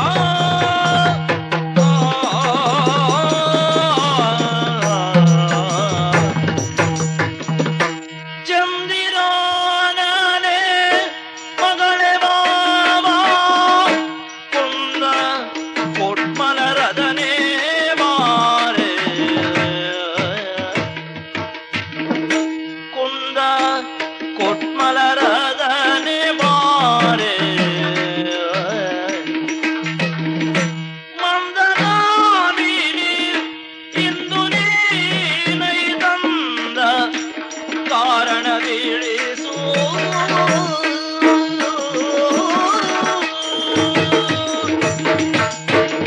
ಬಿಟ್ಟಿದ್ದು ಬೀಜ ನಷ್ಟ ಆಗಬಾರ್ದಲ್ಲ, ಹುಲಸಾದ ಬೆಳೆ ಆಗ್ಬೇಕು, ಕೊಯ್ಲು ಮಾಡ್ಬೇಕು. ಒಳ್ಳೆ ಊಟ ತಿಂಡಿ ಮಾಡಿ ಹಾಕಿದ್ದೇನೆ, ಅಷ್ಟು ಖರ್ಚಾಯ್ತು ಅಂದ್ರೆ ನನಗೆ ವೆಚ್ಚ ಇಲ್ಲ. ಏನೇ ಆಗಲಿ ಇದ್ರ ಪ್ರಯೋಜನ ಪಡಿಬೇಕೋ ಬೇಡವೋ, ಲಾಭ ಮುಖ್ಯ ಗುರಿ. ಮಗಳೇ, ಅಪ್ಪ, ಇಂದು ಹೋದರೆ ಮಂದಗ ಮನೆ ಕುಂದರ. ಎಂತದ್ ಹಾಗೆಲ್ಲ ಹೇಳಿದ? ಜಾಗ ಬದಲಾಯ್ತು, ಜನ ಬದಲಾಯ್ತು, ನೀನಲ್ಲ. ಆಲೋ ನೋಡಿ ಅಪ್ಪ, ಯಾಕೆ ಹಾಗೆ ಕರೀತೀರಿ? ಮತ್ತೆ? ಅಷ್ಟು ಚಂದದ ಹೆಸರುಂಟು ಆಲೋಲಿಕ ಅಂತ. ಹೌದದು ನಾನೇ ಇಟ್ಟದ್ದು ಭಟ್ರ ಹತ್ರ ಕೇಳಿ. ಮತ್ತೆ ಹಾಲು ಹಾಲು ಅಷ್ಟು ಕರೀಲಿಕ್ಕೆ ಉಸಿರಷ್ಟು ಖರ್ಚಾಗೋದಿಲ್ಲ. ನಾನು ಕರೆದದ್ದು ನಿನ್ನನ್ನು ಅಂತ ನಿನಗೆ ಗೊತ್ತಾದ್ರೆ ಮುಗೀತಲ್ಲ. ಅದಷ್ಟೇ. ಎಲ್ಲಿ ಪ್ರೀತಿ ಇರ್ತದೆ ಅಲ್ಲಿ ಹೆಸರು ಹರಕೆ ಆಗ್ತದೆ. ಸರಿ, ಇಲ್ಲಿ ಬಾ ಮಗಳೇ, ಬಂದೆ. ಹತ್ರ ಬಾ. ನಾನು ಗಟ್ಟಿ ಮಾತಾಡೋದಲ್ಲ, ಭಾಷಣ ಅಲ್ಲಿ ಇದು ವೇದಿಕೆಯಲ್ಲಿ. ಹ, ಕುಟ್ಟಾಗಿಲಿನ ಕಿವಿಯಲ್ಲಿ ನನ್ನ ಮನಸ್ಸಿನ ಅಂತರಾರ್ಥ ಏನು ಹ. ಅಂತ ನಿನ್ನಲ್ಲಿ ಹೇಳೋದು ನಾನು. ಏನದು? ಮಗಳೇ, ನಿನಗೆ ಪ್ರಾಯ ಎಷ್ಟಾಯ್ತು ಈಗ? ನೀವ್ ಹೇಳಿ ಅಪ್ಪ. ನಾನು ಹೇಳೋದಲ್ಲ, ದೇವ್ರ ಕಣ್ಣು ಬಿಟ್ಟು ನೋಡಿದ್ರೆ ಈ ವರ್ಷ ಮಾಘಬೌಳ ಪಂಚಕದಲ್ಲಿ ನಿನಗೇನಾದ್ರೂ ಮಾಡ್ಬೇಕು ಅಂತ ನಿರ್ಣಯ ಮಾಡಿದ್ದೆ. ಆದ್ರೆ ಖರ್ಚೆಷ್ಟಾದಿತ್ತು ಹೇಳು? ನನ್ನಂಥವನ ಮಗಳನ್ನು ಕೊಡುವಾಗ ಸುಮ್ಮನೆ ಧರ್ಮದಾರ ಇರ್ಲಿಕ್ಕೆ ಆಗ್ತದ? ಅಯ್ಯೋ, ದೇವ್ರು ಕೊಟ್ಟದ್ದು ಉಂಟಲ್ಲಪ್ಪ. ದೇವ್ರು ಕೊಟ್ಟದ್ದು ನನಗೆ ವಿನಃ ನಿನ್ನನ್ನು ಕಟ್ಟಿಕೊಂಡು ಹೋಗುವವನೇ ತಗೊಂಡು ಹೋಗ್ಲಿಕ್ಕಲ್ಲ. ಈ ಒಳ್ಳೆ ಸಂದರ್ಭ ಬಂದಿದೆ ಮಗಳೇ. ಸಂದರ್ಭವ ಎಂತದ್ದು? ನಾನ್ ನಿನ್ನೆ ಮನೆಗೆ ಬರುವಾಗ ನನ್ನ ಜೊತೆ ಒಬ್ಬಳನ್ನ ಕರ್ಕೊಂಡು ಬರ್ಲಿಲ್ವಾ? ಹೌದಪ್ಪ, ಚಂದ ಇದ್ದಾರೆ. ಯಾರವ್ರು? ಓಹೋ, ನಿಮ್ಗೆ ಗಂಡಸರು ಚಂದ ಕಾಣ್ಲಿಕ್ಕೆ ಆರಂಭ ಆಯ್ತಾ ಈಗ? ಕಂಡವರನ್ನೆಲ್ಲ ನಾನ್ ಹಾಗೆ ಹೇಳೋದಿಲ್ಲ. ಮನೆಗೆ ಬಂದವರನ್ನು ಚಂದ ಇದ್ದಾನೆ. ಹೌದಾ ಮಗ? ನೋಡಿದ್ಯಾ? ನೋಡಿದೆ. ಹೇಗೆ ಅವನಿಗೆ ಗಂಡ ಆದೀತು? ನೋಡಿಯಪ್ಪ, ನಿಮ್ಗೆ ಬೇಡ? ನನಗೆ ಗಂಡ ಬೇಡ, ಪುಣ್ಯಾತ್ಗಿತಿ ಅಳಿಯಬೇಕು ಅಂತ ಹುಡುಕ್ತೇನೆ. ನನಗೆ ಯಾಕೆ ಗಂಡ ಸಾಯುವವನಿಗೆ? ಗಂಡ ಆದೀತು? ನಿಮ್ಗೆ ಅಳಿಯ ಆದೀತಾ? ಆದೀತು ಅಂದ್ರಲ್ವಾ ಕರ್ಕೊಂಡು ಬಂದದ್ದು, ಇಷ್ಟು ಚಂದ ಅಡಿಗೆ ಮಾಡಿ ಅವನಿಗೆ ಊಟ ತಿಂಡಿ ಕೊಟ್ಟದ್ದು. ಆದ್ರೆ ಒಂದುಂಟು ಮಗಳೇ, ಏನು? ನನ್ನ ಮನಸ್ಸಿನೊಳಗಿನ ಬಯಕೆ ಏನು ಅಂತ ಬಾಯಿ ಬಿಟ್ಟು ನಾನು ಅವನಿಗೆ ಹೇಳಲಿಲ್ಲ. ಹೇಳಲಿಕ್ಕೆ ಉಪಾಯ ಇಲ್ಲ. ಯಾಕೆ ಹೇಳ್ಬಾರ್ದ? ಆದೀತು ಅಂತ ಅದಕ್ಕೆ ಮನೆಗೆ ಬಂದು ನಿನ್ನೆ ನಾವು ಇಲ್ಲಿ ಓಡಾಡೋದಿಲ್ವೋ? ಒಲೆ ದಡದಲ್ಲಿ ಬೆಣ್ಣೆ ಇಟ್ರೆ ಕರಗಬೇಕಾದ್ರೆ ಜೋಯಿಸರು ಮೂರ್ತ ಹೇಳಬೇಕು. ಅಯ್ಯೋ, ಉರಿಯೋದು ಒಲೆ ಗುಣ, ಕರಗೋದು ಬೆಣ್ಣೆ ಗುಣ. ಹಾಗೆ ಅವನನ್ನು ನೋಡಿದಾಗ ನಿನ್ನನ್ನು ನೋಡಿದಾಗ ಅವನಿಗೆ ಏನಾದ್ರೂ ಆಗಿ ಒಂದಕ್ಕೊಂದು ಕೂಡಿ ಬಂದ್ರೆ ಬರ್ಲಿ ಅಂತ ನಾನು ಸುಮ್ಮನೆ ಇದ್ದದ್ದು. ಅವ ತಣ್ಣೀರ್ ಕಲ್ಲು, ಅವ ಯಾವ್ದ್ರ ಮುಂದೆ ಕರಗೋ ಜಾತಿ ಅಲ್ಲ. ಹಾಗಂತ ನಮಗೆ ಬಿಟ್ಟು ಬಿಡ್ಲಿಕ್ಕೆ ಉಪಾಯ ಉಂಟಾ ಮಗಳೇ? ಏನಾದ್ರೂ ಮಾಡಿ ಲಾಭ ಪ್ರಯೋಜನ ಪಡೆಯಬೇಕಲ್ಲ. ಅದಕ್ಕೆ ಆಲೋಚನೆ ಮಾಡಿದ್ದೇನೆ ನಾನೀಗ. ನೋಡುವ ಅವಂತಹ ಮಹರ್ಷಿ ಅಂತ ಇವತ್ತು ರಾತ್ರಿ ನಾವೆಲ್ಲ ಮಲಗಿ ನಿನ್ನ ಅಮ್ಮನಿಗೂ ನನಗೂ ನಿದ್ದೆ ಬಂದ ಮೇಲೆ ನಿಮ್ಗೆ ಎಷ್ಟೊತ್ತಿನ ನಿದ್ರೆ ಬರ್ತದೆ? ಅಯ್ಯೋ ದೇವರೇ, ಮಲಗಿದ್ಕೊಳ್ಳೆ ಮುಸ್ಕ್ ಹಾಕೊಳ್ತೇವೆ ನಿದ್ದೆ ಬಂದವ್ರ ಹಾಗೆ. ನೀನಿದ್ದು ಆ ಒಳಗಿನ ಕಪಾಟ್ನಲ್ಲಿ ಒಳ್ಳೆ ಜರಿ ಸೀರೆ ಇಲ್ವೋ? ಹೌದು. ಮೊನ್ನೆ ವರಮಹಾಲಕ್ಷ್ಮಿ ಪೂಜೆಗೆ ತಂದದ್ದು, ಅದ್ರೊಟ್ಟಿಗೆ ತಂದ ಲೌಕೆ ಕಡೆ ಇಲ್ವೋ? ಉಂಟು. ಹೊಲಿಸಿದ್ಯೋ? ಹೌದು. ಮಜೂರಿ ಕೊಟ್ಟಿದ್ಯೋ? ಇಲ್ಲ. ದೇವ್ರೆ, ಬಾಕಿ ಉಂಟು ಅವ್ರದ್ದು ಅಂಗಡಿಯಲ್ಲಿ, ಕೊಡುದು ಬೇಡ, ಲೆಕ್ಕಕ್ಕೆ ಸರಿ ಮಾಡುವ. ಆ ಸೀರೆ ಉಟ್ಕೋ, ಆ ಲೌಕೆ ಹಾಕೋ. ಅದು ಬಾರಪ್ಪ ಸೀರೆ ಹೊತ್ಕೊಂಡು ಸಂತೆಗೆ ಹೋಗೋದು ಬೇಡ, ಉಟ್ಕೊಂಡು ನಮ್ಮ ಮನೆಯೊಳಗೆ ಓಡಾಡುದು ಭಾರ ಅಂತ. ಹೆಂಗಸರಿಗೆ ಚಿನ್ನ ಸೀರೆ ಭಾರ ಆಗ್ಲಿಕ್ಕೆ ಉಂಟೇನೆ. ಆಮೇಲೆ ಮೇಲಿನ ಅರೆಯಲ್ಲಿ ಪರಿಮಳದ ಎಣ್ಣೆ ಕುಪ್ಪಿ ಇಲ್ವೋ? ಹೌದು. ಅದನ್ನ ತೆಗೆದು ಒಂದಿಷ್ಟು ತಲೆಗೆ ಹಾಕಿ ಚಂದ ಮಾಡಿ ತಟ್ಟಿ. ಅಯ್ಯೋ, ನನಗೆ ತಲೆನೋವು ಬರ್ತದೆ, ಬೇಡ. ನನ್ನ ತಲೆನೋವು ಮುಗಿಬೇಕಾದ್ರೆ ನಿನ್ಗೆ ತಲೆನೋವು ಬರಬೇಕು. ನಾಳೆ ಒಂದು ಅಂಡೆ ಬಿಸಿರು ಕಾಯಿಸಿ ನಿನ್ ತಲೆ ತೊಳಸ್ತೇನೆ ಮಾರಾಯ್ತು. ಇವತ್ತು ನಾನು ಹೇಳಿದ ಕೇಳು. ಆಯ್ತು. ಆಮೇಲೆ ಕನ್ನಡಿ ತೆಗೆದು ಕಿಟಕಿ ಮೇಲೆ ಇಟ್ಟು ಬಾಚಣಿಗೆ ಕೈಯಲ್ಲಿ ಹಿಡಿದು ಚಂದ ಮಾಡಿ ಬಾಚಿ ಬೈತಲೆ ತೆಗೆದು ಒಂದು 6-8 ಜಡೆ ಹಾಕೋ ಮಗಳೇ. ಹೆಣ್ಮಕ್ಳು ಅಷ್ಟೆಲ್ಲ ಜಡೆ ಹಾಕ್ತಾರೆ? ಹೌದು, ನಾನು ಲೆಕ್ಕ ಮಾಡ್ಲಿಕ್ಕೆ ಹೊರಟಿದ್ದೇನೆ. ಖಾನೇಶುಮಾರಿಗೆ ಚಂದ ಮಾಡಿಕೋ ಅಂತ ಹೇಳಿ. ಸರಿ, ನಾನು ಹೇಳೋದು ಅರ್ಥ. ಎಮ್ಮೆ ಕರುವಿಗೆ ಈಜಾಡ್ಲಿಕ್ಕೆ ಹೇಳಿಕೊಡ್ಬೇಕು, ಹೆಣ್ಣು ಮಕ್ಕಳಿಗೆ ಚಂದ ಮಾಡ್ಕೊಳ್ಳೋದು ಹೇಗೆ ಅಂತ ಹೇಳಿಕೊಡ್ಬೇಕು. ಮಂಗನ ಮುಸುಡಿನವಳು, ಕಾಗೆ ಬಣ್ಣದವಳು ಕನ್ನಡಿ ನೋಡ್ತಾ 3 ತಾಸು ಹಲ್ಲಿಕ್ಕಿರಿದು ನಿಲ್ಲೋದಿಲ್ವ ಕನ್ನಡಿ ಮುಂದೆ? ಚಂದ ಮಾಡ್ಕೊಂಡ್ಯೋ. ಆಮೇಲೆ ಬೆಳಗ್ಗೆ ಕೋಣೆಯಲ್ಲಿ ಪೆಟ್ಟಿಗೆಯಲ್ಲಿ ದೊಡ್ಡ ಬೆಳ್ಳಿ ಹರಿವಾಣ ಇಲ್ವೋ? ಹೌದು. ಆ ಹರಿವಾಣ ತೆಗೆದು ತಿಕ್ಕಿ ತಕ್ಕೊಬೇಡು. ಅದ್ರ ಜೊತೆ ಒಂದು ಸಣ್ಣ ಬೆಳ್ಳಿ ಲೋಟ ತಕೊ ಮಗಳೇ. ಯಾಕೆ? ಹಾಲು ಹಾಕಿ. ದೊಡ್ಡದೇ ಉಂಟಲ್ಲ. ನಿನ್ನ ಅಪ್ಪನ ಮನೆಗಲ್ಲ ಎಮ್ಮೆ ಕರೆಯೋ ಹಾಲು, ನಮ್ಮನೇದು. ಸಣ್ಣ ಲೋಟಕ್ಕೆ ತುಂಬಾ ಹಾಲು ಹಾಕಿದ್ರೆ ಖರ್ಚೆಚ್ಚಾಗೋದಿಲ್ಲಲ್ಲ. ಆ ದೊಡ್ಡ ಹರಿವಾಣದಲ್ಲಿ ಸಣ್ಣ ಲೋಟ ಮಧ್ಯೆ ಇಡು. ಆಮೇಲೆ ಆಚೆ ಈಚೆ ಆ ಡಬ್ಬಿಯಲ್ಲಿ 4 ಗೋಟ ಅಡಿಕೆ ಇದೆಯಲ್ಲ. ಅಯ್ಯೋ, ಗಟ್ಟಿ, ಅದು ತಿನ್ಲಿಕ್ಕೆ ಆಗ್ಲಿಕ್ಕಿಲ್ಲ. ತಿನ್ಲಿಕ್ಕೆ ಕೊಡ್ಲಿಕ್ಕೆ ನನ್ನ ನಿಮಗೆ ಮಗಳೇ ಮದುವೆ ಮುಹೂರ್ತ ಇಟ್ಟಿದ್ದೇನೋ, ಪ್ರದರ್ಶನಕ್ಕೆ ಇರೋದು 4 ಗೋಟ ಅಡಿಕೆ ಇಟ್ಕೋ. ಆಮೇಲೆ ಎಲೆ ಬುಟ್ಟಿ ಇಲ್ವೋ? ಎಲೆ ಕವಳಿಗೆಯಲ್ಲಿ ಹೌದು ಮಧ್ಯೆ ಕೈ ಹಾಕಿ ಒಂದೊಂದು ಕವಳಿಗೆ 2 ಎಲೆ ಎಳ್ತೆಗಿ. ಅದು ಅಂಗಡಿಗೆ ಕೊಂಡು ಹೋಗ್ಲಿಕ್ಕೆ ಇಟ್ಟದ್ದಲ್ವ ಅಪ್ಪ? ಆದ್ರಿಂದಲೇ ಮಧ್ಯ ಎಳ್ತೆಗಿ ಅಂತ ಹೇಳಿದ್ದು. ಅಂಗಡಿಯಲ್ಲಿ ವ್ಯಾಪಾರಕ್ಕೆ ಕವಳಿಗೆ ಕಟ್ಟಿ ಕೊಟ್ಟ ಎಷ್ಟು ಲೆಕ್ಕ ಮಾಡ್ತಾನ ಅವ. ಆ ಎಲೆ ಇಟ್ಕೊಂಡ್ಯೋ ಆ ಹರಿವಾಣ ಹೀಗೆ ಹಿಡಿಬೇಕು ಮಗಳೇ, ಕೈ ಎತ್ತಿ ಭುಜಕ್ಕೆ ಬರುವ ಹಾಗೆ. ಆಮೇಲೆ ನಿನ್ನ ಸೀರೆ ಸೆರೆಗೆ ಎಳೆದು ಬಲದಿಕ್ಕೆಲ್ಲ ಸೊಂಟಕ್ಕೆ ಗಟ್ಟಿಯಾಗಿ ಸಿಕ್ಕಬೇಕು. ಮತ್ತೆ ಸಿಕ್ಕುದಂದ್ರೆ ಹೇಗೆ? ಆ ಸೆರಗು ಸಿಕ್ಕಿಸಿದಾಗ ನಿನ್ನ ಮೈ, ಕೈ, ಮುಖ, ಕೈ, ಎದೆ ಎಲ್ಲ ನೋಡುವವರಿಗೆ ಕೆತ್ತಿದ ಹಾಗೆ ಕಾಣಬೇಕು. ನಿಧಾನ ಅದನ್ನ ಹಿಡಿದು ಒಂದೊಂದೇ ಮೆಟ್ಲತ್ತಿ ಮೇಲೆ ಮಾಳಿಗೆ ಹೋಗು. ಯಾರು? ನೀನು. ನನ್ನಿಂದ ಆಗ್ಲಿಕ್ಕಿಲ್ಲಪ್ಪ ಅದು. ಬೇಡ, ನಾನೇ ಹೋಗ್ತೇನೆ. ಅವನನ್ನೇ ಮದುವೆ ಮಾಡ್ಕೊಳ್ಳಿ, ನಿನಗೆ ಗಂಡ ಇಲ್ಲ, ನನಗೇನು. ಅಯ್ಯೋ, ಹೋಗಿದ್ಯೋ? ಹೋಗಿ ಕೋಣೆ ಬಾಗಿಲು ದುಡು. ಆಮೇಲೆ ಅವ ಎದ್ದು ನೋಡ್ತಾ, ಯಾರು ನೀನು? ಬಾ ಹೋಗು, ಕೂತ್ಕೋ. ಎಲ್ಲಿ ಕುತ್ಕೊಳ್ಳೋದು? ಮಂಚದ ಮೇಲೆ ಕೂತ್ಕೋ. ಮಂಚ ಅವರದ್ದಲ್ವಾ? ಅವನ ಅಪ್ಪನ ಮನೆಯದಲ್ಲ, ನನ್ನ ಮಂಚ. ಹೋಗಿ ಮಂಚದ ಮೇಲೆ ಕೂತ್ಕೊಳ್ಳೋದು ಅಂದ್ರೆ ಸೂತ್ಕದವ್ರು ಕೂತಾಗಲ್ಲ. ಮತ್ತೆ ಹೋಗಿ ಅವ್ನ ಮೈಗೆ ಮೈ ತಾಕ್ಸಿ, ತೊಡೆಗೆ ತೊಡೆ ತಾಕ್ಸಿ, ಭುಜಕ್ಕೆ ಭುಜ ತಾಕ್ಸಿ, ಮುಖದ ಮೇಲೆ ಮುಗುಳನ್ನ ಎಳಿಸಿ ನಗ್ತಾ ನಗ್ತಾ ಕೂತು ಮಾತಾಡ್ಲಿಕ್ಕೆ ಪ್ರಾರಂಭ ಮಾಡ್ಬೇಕು. ಅಯ್ಯೋ, ಇನ್ನು ಹರಿಕತೆ ನಾನು ಮಾಡ್ತೇನೆ. ಇಷ್ಟು ನೀನು ಮಾಡಿದ್ಯೋ? ಆವಾಗ ಅವ ಕೇಳ್ತಾನೆ, ಏನು, ಯಾಕೆ ಬಂದೆ, ಹೇಗೆ ಅಂತ. ನೀನು ಮಾತಾಡೋದಂದ್ರೆ ಹರಟೆ ಎಲ್ಲ ಹೊತ್ಕೊಳ್ಳಿಕ್ಕಲ್ಲ. ಮಳೆಗಾಲದಲ್ಲಿ ಹಳದ ದಳದಲ್ಲಿ ಹುಡುಗರು ಕೂತು ಗಾಳ ಹಾಕಿದ ಇಷ್ಟರ ಗಾಳಕ್ಕೆ ಇಷ್ಟು ದೊಡ್ಡ ಮೀನು ಎಳೆಯೋದಿಲ್ವೋ? ಹೌದು. ನೀನು ಒಂದು ಮಾತಾಡಿದ್ರೆ ಅವ ಹನ್ನೊಂದು ಮಾತಾಡಿ ಅವನ ಆದಿ ಮೂಲ ಎಲ್ಲ ನಮ್ಗೆ ಅರ್ಥ ಆಗುವಾಗ ಆಗ್ಬೇಕು. ಅದೆಂತ ಮಾತು? ಸೀರೆ ಸೆರಗಿ ಹೀಗೆ ಹಿಡಿದು ಅದನ್ನು ತಿರುಚುತ್ತಾ ಬೆರಳಿಗೆ ಸುತ್ತುತ್ತಾ ನಿಧಾನವಾಗಿ ಕಾಲಂಗುಷದಿಂದ ನೆಲವನ್ನು ಬೀರುತ್ತಾ, ಸ್ವಾಮಿ, ನಮ್ಮ ಮನೆ ಅಡಿಗೆ ಊಟ ನಿಮ್ಗೆ ಮೆಚ್ಚಿಗೆ ಆಯ್ತೇ? ಹಾಗೆ ಕೇಳಿದ್ರೆ, ಅಯ್ಯೋ, ನನಗೆ ಯಾರ ಮನೆ ಅಡಿಗೆ ಮೆಚ್ಚಿಗೆ ಆಗ್ತದೆ, ನಮ್ಮ ಮನೇಲಿ ಅಡಿಗೆ ಭಟ್ರು ಅಡಿಗೆ ಮಾಡೋದು. ಆದ್ರಿಂದ ನನಗೆ ಎಲ್ಲಿ ಹೋದ್ರೂ ಊಟಕ್ಕೆ ರುಚಿಯ ವ್ಯತ್ಯಾಸ ಆಗೋದಿಲ್ಲ ಅಂತ ಹೇಳ್ತಾನೆ. ಏನ್ ಗೊತ್ತಾಯ್ತು ಇದ್ರಿಂದ? ಅವನ ಮನೇಲಿ ಅಡಿಗೆ ಭಟ್ರು ಅಡಿಗೆ ಮಾಡೋದಂದ್ರೆ ಅವನಿಗೆ ಮೊದಲು ಮದುವೆ ಆಗ್ಲಿಲ್ಲ, ಹೆಂಡತಿ ಇಲ್ಲ, ಹೆಣ್ಣಿನ ಮೇಲೆ ಹೆಣ್ಣು ಕೊಡೋದಲ್ಲ. ಅಡಿಗೆ ಭಟ್ರು ಸಂಬಳ ಕಿತ್ಕೊಳ್ತಾನೆ ಅಂದ್ರೆ ಸಾವುಕಾರಿಕೆ ಇದೆ.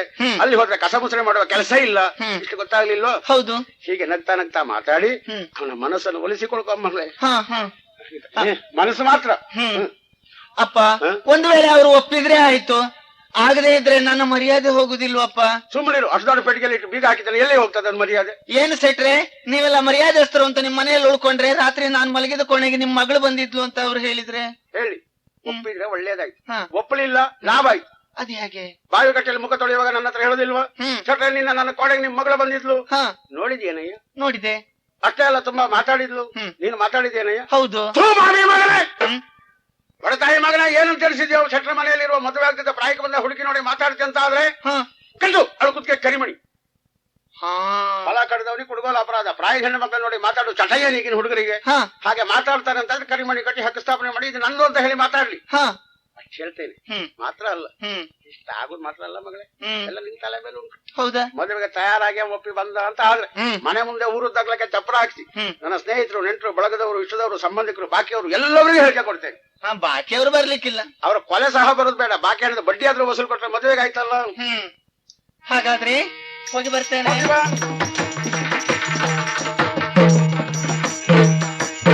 ಎಂದೋ ಸುಂದರ ನೀವನು, ಎಂದೋ ಸುಂದರ ನೀವನು, ನಾನೆಂದಿವನ ಹೊಂದುವೆನೋ ಕಂತು ವಿನಿಷದ ಮಡಿ ಸೊಬಗುಳ್ಳನ ಎಂದಿವನನ್ನ ಸಜಿಸಿದ ಬಲರೇ.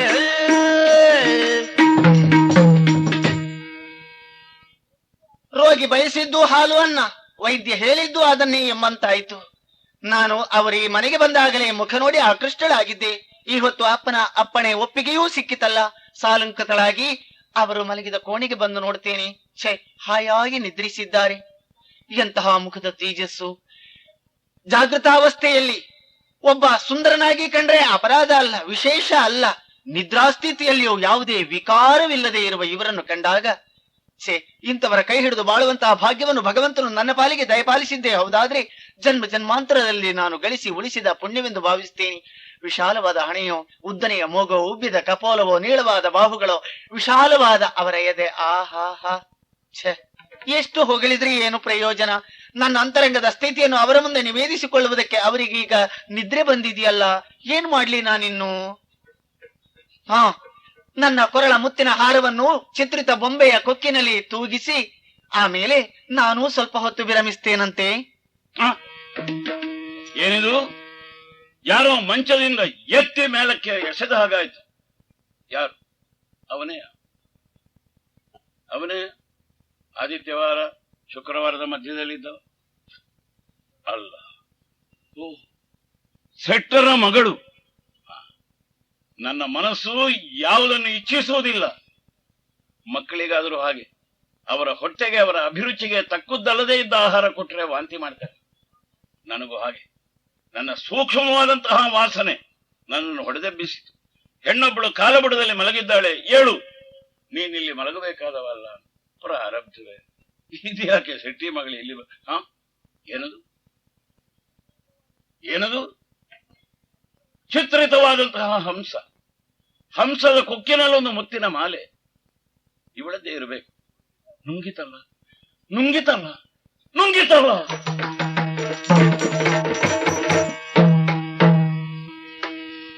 ಅನಿತರಾಲಿ ಏತೋ ತರುಣಿಯು ಜನಪದಿಯ ಕಾಣುವುದ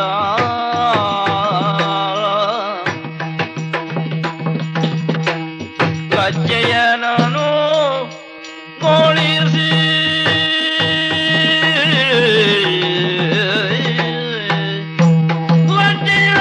ಅನುಗೊಳಿಸಿ ನೆಲಗಿ ಜ್ಯೋತಿರೆ ನಭ ಕಂಡು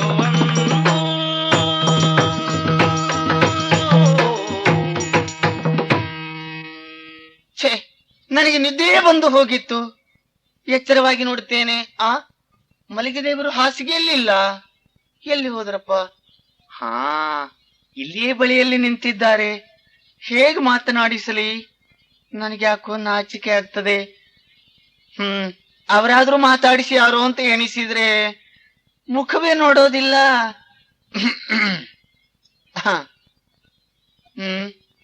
ಇಗೊಳ್ಳಿ ಸ್ವಾಮಿ, ನಾನು ಅಷ್ಟು ಪ್ರಜ್ಞೆ ಇದ್ರೆ ಸಾಕು. ನೀನು ನಾನು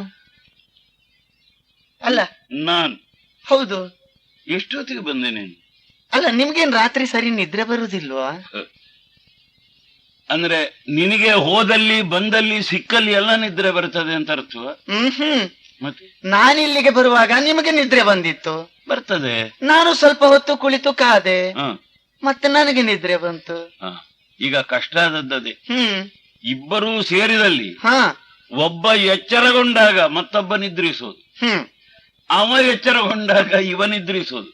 ಈ ಪ್ರಪಂಚ ಹಾಳಾದದ್ದೇ ಹಾಗೆ. ಪರಸ್ಪರರು ಎಚ್ಚರವಾಗಿರ್ಬೇಕು.